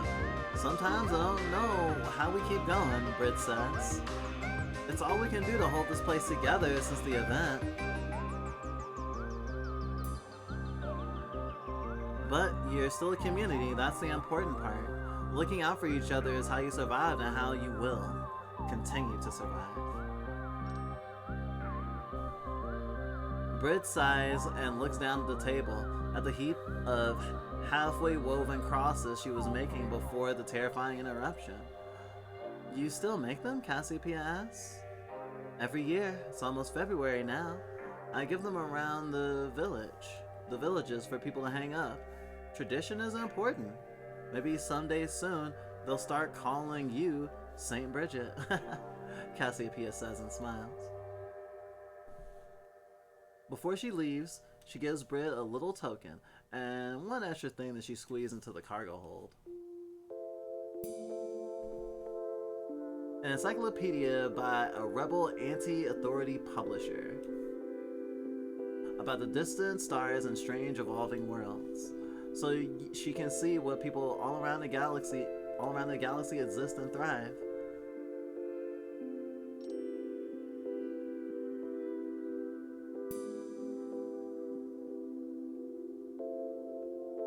I knew, 1 year and 6 months after the event.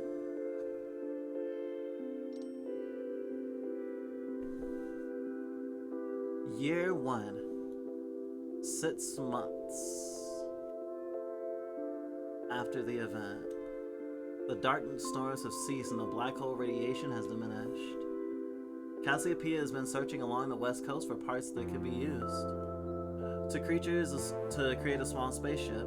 The humans left alive are scattered across the land, panicked and sometimes dangerous. So Cassiopeia keeps to herself. Everything is different now, and it has been hypothesized that black holes are the seeds of new universes. Cassiopeia can't be sure. Her opinion changes from day to day. Did the old universe bleed into the new one, creating a mix that can't be detangled? As Cassiopeia sits alone by the campfire one night in June, she spots someone watching her from the bushes. She stops playing with her makeshift radio and says hello. As they come closer, Cassiopeia's first impression is their eyes, shining in the campfire light.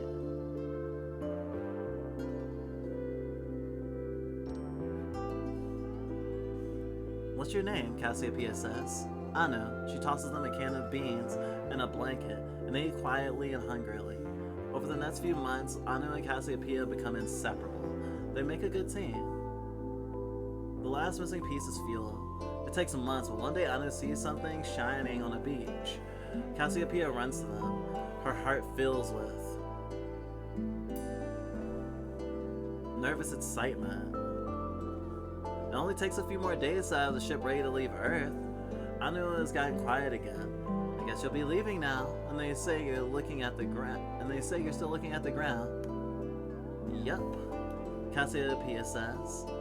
"We're leaving as soon as I've done my last safety checks." "There's room for 2 if you want to come." Their eyes light up, and Cassiopeia sees them really smile for the first time.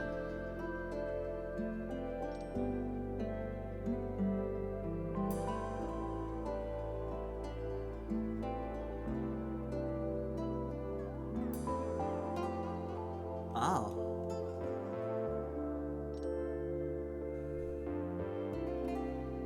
September 9th, 2012. Virgil's baby, Kamali, is a lot cuter than I expected. I think she resembles Valerie, but no one else sees it. Valerie is a mousy Donegal woman. She wears a lot of makeup and complains about it. I think she'd look great without it. I think she'd look great without it too, but I don't dare say it. The two of us find it hard to make conversation at the best of times. The christening is an uneventful despite all the fuss beforehand. Man was furious that Fergal wouldn't make me godmother. But I just want her to stop bringing it up. I'm not very holy anyway. At dinner in the hotel, everyone was friendlier than I was worried about. Almost all the chat is around the upcoming All-Ireland final between Mayo and Dongle and whether Mayo can lift their Sam Maguire curse. Sam Maguire curse. This is a reference to an old urban legend that Mayo, the county Achill is in, can't win the National Gaelic Football League until all the members of the 1951 team are dead. As of May 20th, the legend still hasn't been proven false. Sorry, I was confusing that with Jerry Maguire. The local Fine Gael chancellor drops by the hotel to say hello. This is a local politician from a party called Fine Gael, a neoliberal center-right party.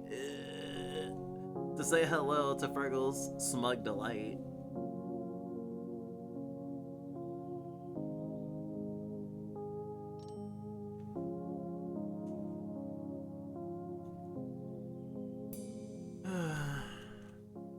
During the Celtic Tiger, Fergal bought the post office shop with a terrifying loan, and despite Achill getting quieter every year, he got by. I'm proud of him. Man mentions my book, and I'm sure it isn't as good as a baby. I'm not sure she means it or if she's even read it. She falls asleep in the car? God damn it. Ma'am. Mom's relaxed as she got older. Some of that was money. Once Fergal and I were both settled and doing well, things were easier.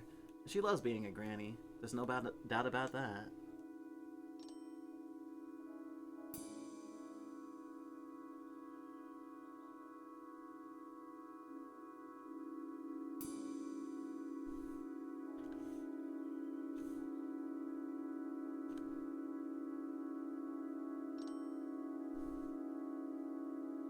December 25th, 2014. Maggie comes over to myself and Mom for Christmas dinner. This year.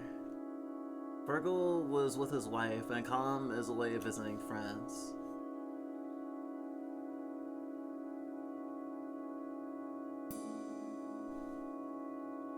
I've nowhere else to go this year. Just the three girls, Mom says. We talk about family and friends and everyone spending Christmas elsewhere. And those that are no longer with us. Fergal comes by in the afternoon and everything gets a bit more hectic with baby Calme. So I bring Maggie home and she invites me in for a last drop of tea. I tell her that it was lovely to have her and she should come again, and she sighs. I don't think there'll be a next year, Lamb, she says with a laugh. Not if the doctor's right.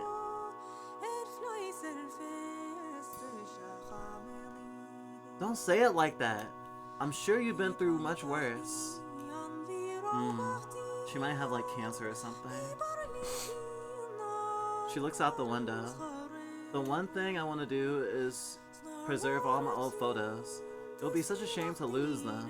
I tell her about how I could digitize them, and she loves the idea. We open all the presses to find every last album she has.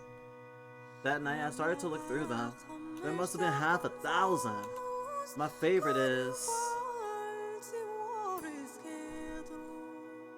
Maggie as a little girl in her school uniform grinning at the camera. Granny glasses. Maggie.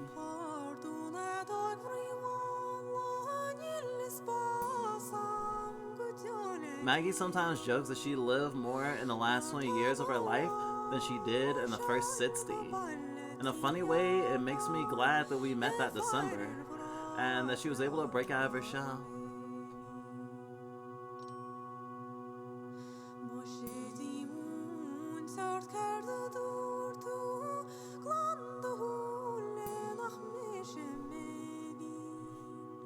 June 13th, 2015. This evening there's a variety show of trans performers and artists. The walls of the small cafe are covered in art, and places look amazing. And the place looks amazing. I'm helping Sarah set up the late afternoon and carefully carrying a big stack of plastic chairs over loose cables, and Anu walks in. It feels like old times. We communicate wordlessly. I get them to help me set up chairs, and they put out the biscuits and make tea. A couple of hours later, and the place is buzzing. The audience is a wide mix of people, some dressed to the nines and some shrinking in the corner. I see Anu's wife when she comes in with the kids and go over and say hi and watch beside her.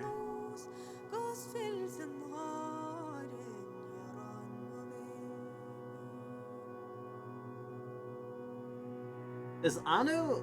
I think Anu is the chosen name of the fucking the I see myself in you and everything. I think that is, because I'm sitting here being like, who the fuck is Anu? And it makes sense now, especially because Anu couldn't figure out a good name for a long time. And considering the pronoun usage, I think Anu is non-binary. It's certainly a non-binary ass name. And it's a trans variety show. When it's Anu's turn, they perform a spoken piece about coming out as non-binary and their name changing from Isha to Shans to Shans to Anu. Ha! I was right. Fuck yes. A name I take as my heritage, a gift from my lineage. Unlike me, they're okay with being called Shans by very old friends, or by Da, by their own kids. But Anu is what feels right. My heart is so happy to see how they've grown since we've known each other. So Anu isn't the accountant, which is interesting. My heart is so happy to see how they've grown since we've known each other.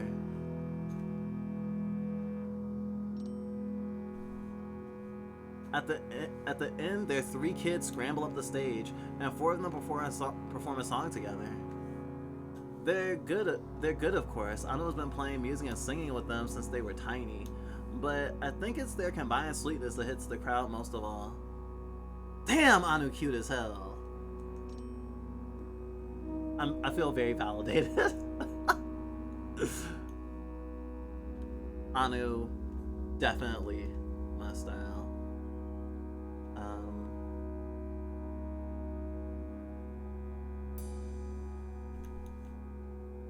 I'm proud of the person they've become. They've struggled against discrimination and fought hard to find their own identity, but they're still generous and compassionate and brilliant.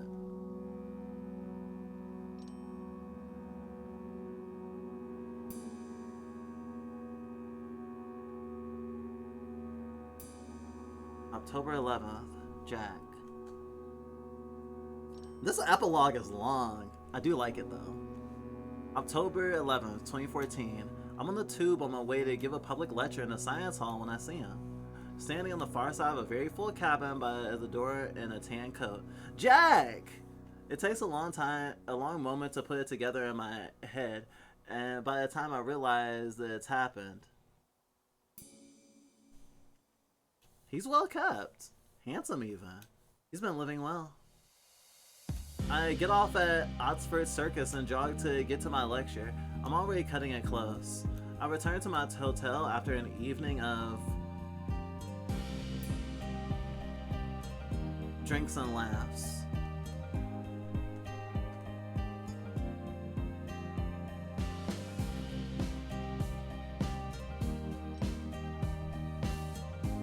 my laptop, I look Jack up online and find him.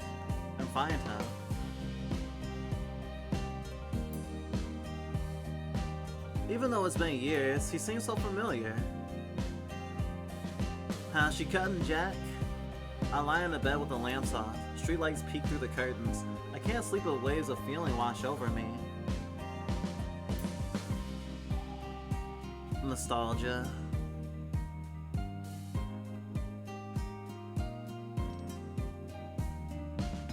Jack. Jack and Colin broke up. I was devastated when they did. It was only years later that I could look back and see the cracks in their relationship.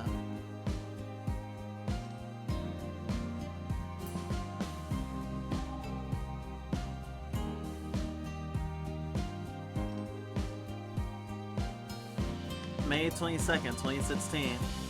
Whoa, 2016. Colin and myself are doing last-minute wedding preparations in Maggie's old cottage.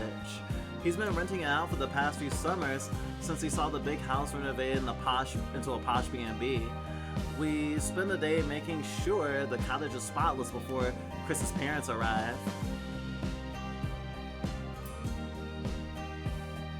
Your family are the people who care about you. Colin and I will be there.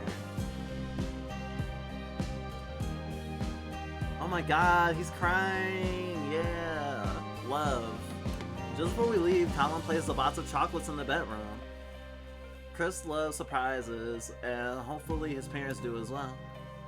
Colin has always fallen for spontaneous people, and when I tell him, he smiles. He says Chris is a lot more chill than others. We wanted to have our wedding today, Colin says, in celebration of the referendum last year, but it was booked out everywhere. He asked me if I will ever marry. Marriage is a sham! Marriage is a patriarchal institution that enforces gender norms. And it also is a way to gatekeep being able to immigrate safely, having health care, and many other things. I would never say that I think that the institution of marriage should be... No, actually I would say that. I think the institution of marriage should be destroyed. However, I think that people should still be able to get married if they want. I just think that I just don't think the law should really come into it. I think people should have access to healthcare and be able to immigrate without having to get married, or without marriage being like a potential way out of bad situations. And I want it so people can like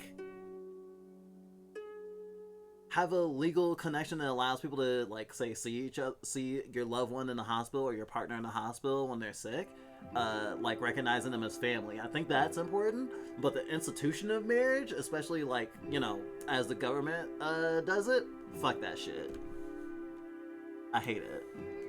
If someone needs to get married to get certain services, I understand, and I won't give them shade. But I want to fight for a world where it won't be necessary to get married to get those things, if that makes any sense. We burst out laughing. He tells me I never change and pats me on the head with something I cannot see because now the text is gone. Colin. Colin's choice? It sounds mad to say Colin took the biggest risk of us all, but I think about his choice to stay and to kill. It really feels like it's true. I'm glad he's made it work for himself. He tells me I never change and pats me on the head with a rolled up wedding brochure. Is he? Whoa, this one's powerful. This is the last one. This was in 1990X. It is funny that 1990X is actually outside the realm of the Grounded story.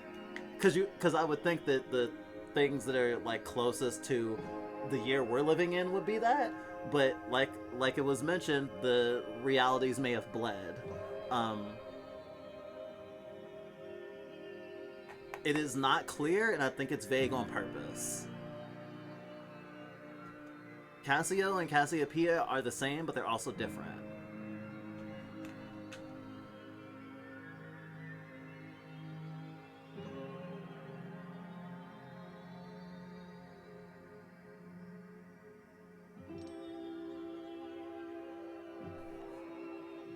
Six years after the event, Cassiopeia should have known better than to take risks in authority space. But here she is, with an airlock staring her in the face. Her final moments closing in all too quickly. That we may live to see this time next year. May we live to see this time next year. I really hope we can. Not just me, but you all as well. Even if you don't watch our streams anymore or whatever. You know? I think it's important to not feel that someone needs to be in your life for them to be happy. And you know, people come and people go, and so do streamers.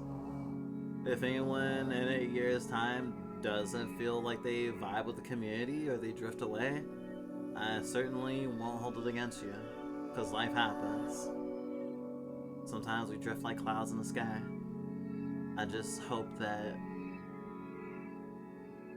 in a year's time we're surviving, though I don't think thriving is really going to be on the table for a while.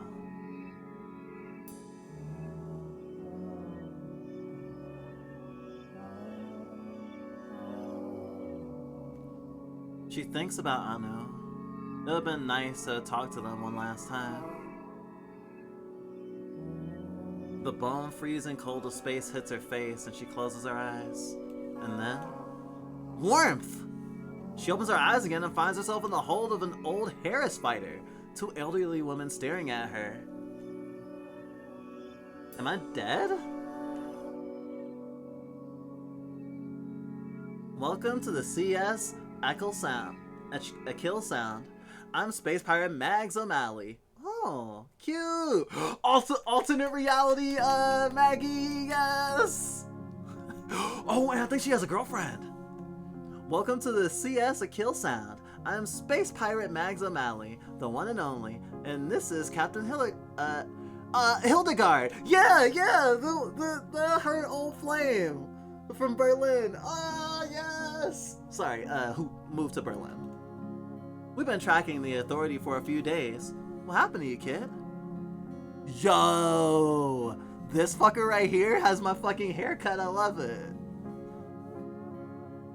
Gotta practice drawing more pompadours. It's kind of hard.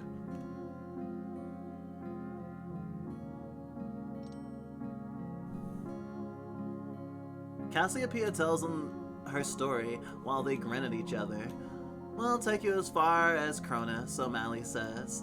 They can figure the rest of it out. You can figure the rest of it out yourself.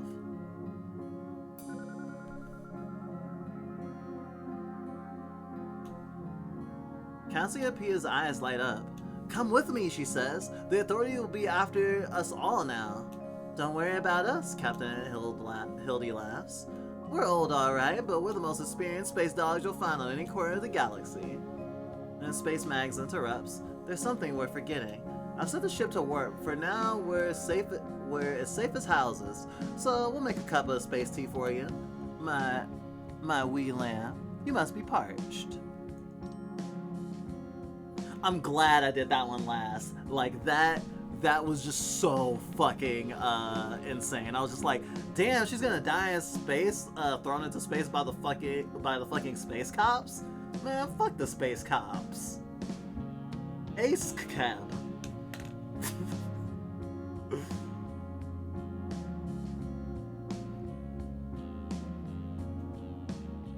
Thanks for drawing. Thank you for being the canvas.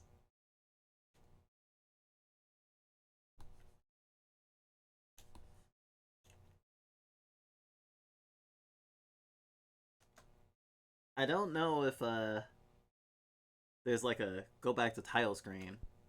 Ah, yes there is.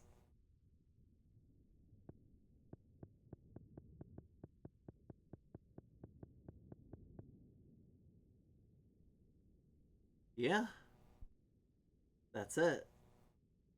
I think I want to make this a Trans Day of Remembrance tradition. I'll hopefully play this next year as well, or another fluff. At least we hope so. Whew! That was an experience. Okay, let us find someone to raid. Because I did not expect another like 45 minutes of of content or whatever.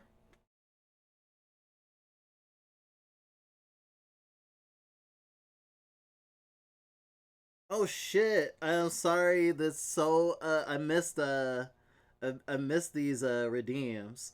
Um. For Fizzle, if you're still here. Ada ada. So if there's a mod in chat, you should just refund these because that wasn't fair. I was so into this and I didn't have the thingy up. Because I can only see the thingies on my phone for some reason.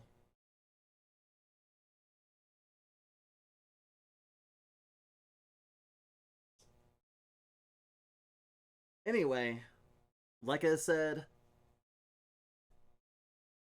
mourn the dead and fight like hell for the living. I believe that we will make it through these hard times as a community, though unfortunately there are folks that we will lose. But I think sometimes the best way to, or maybe not the best way, but a good way to honor the folks we've lost is to push forward so we don't lose many, many more. And Cassio could have died in that house. And honestly, I would have been suicide. That's what I would have counted that as. And that would have been fucked. But I'm glad that that didn't happen. But it only didn't happen because people cared enough. Cared enough to kick down the door. Though, kicking down someone's door isn't always the best option. But in a case like that, yeah, it's important.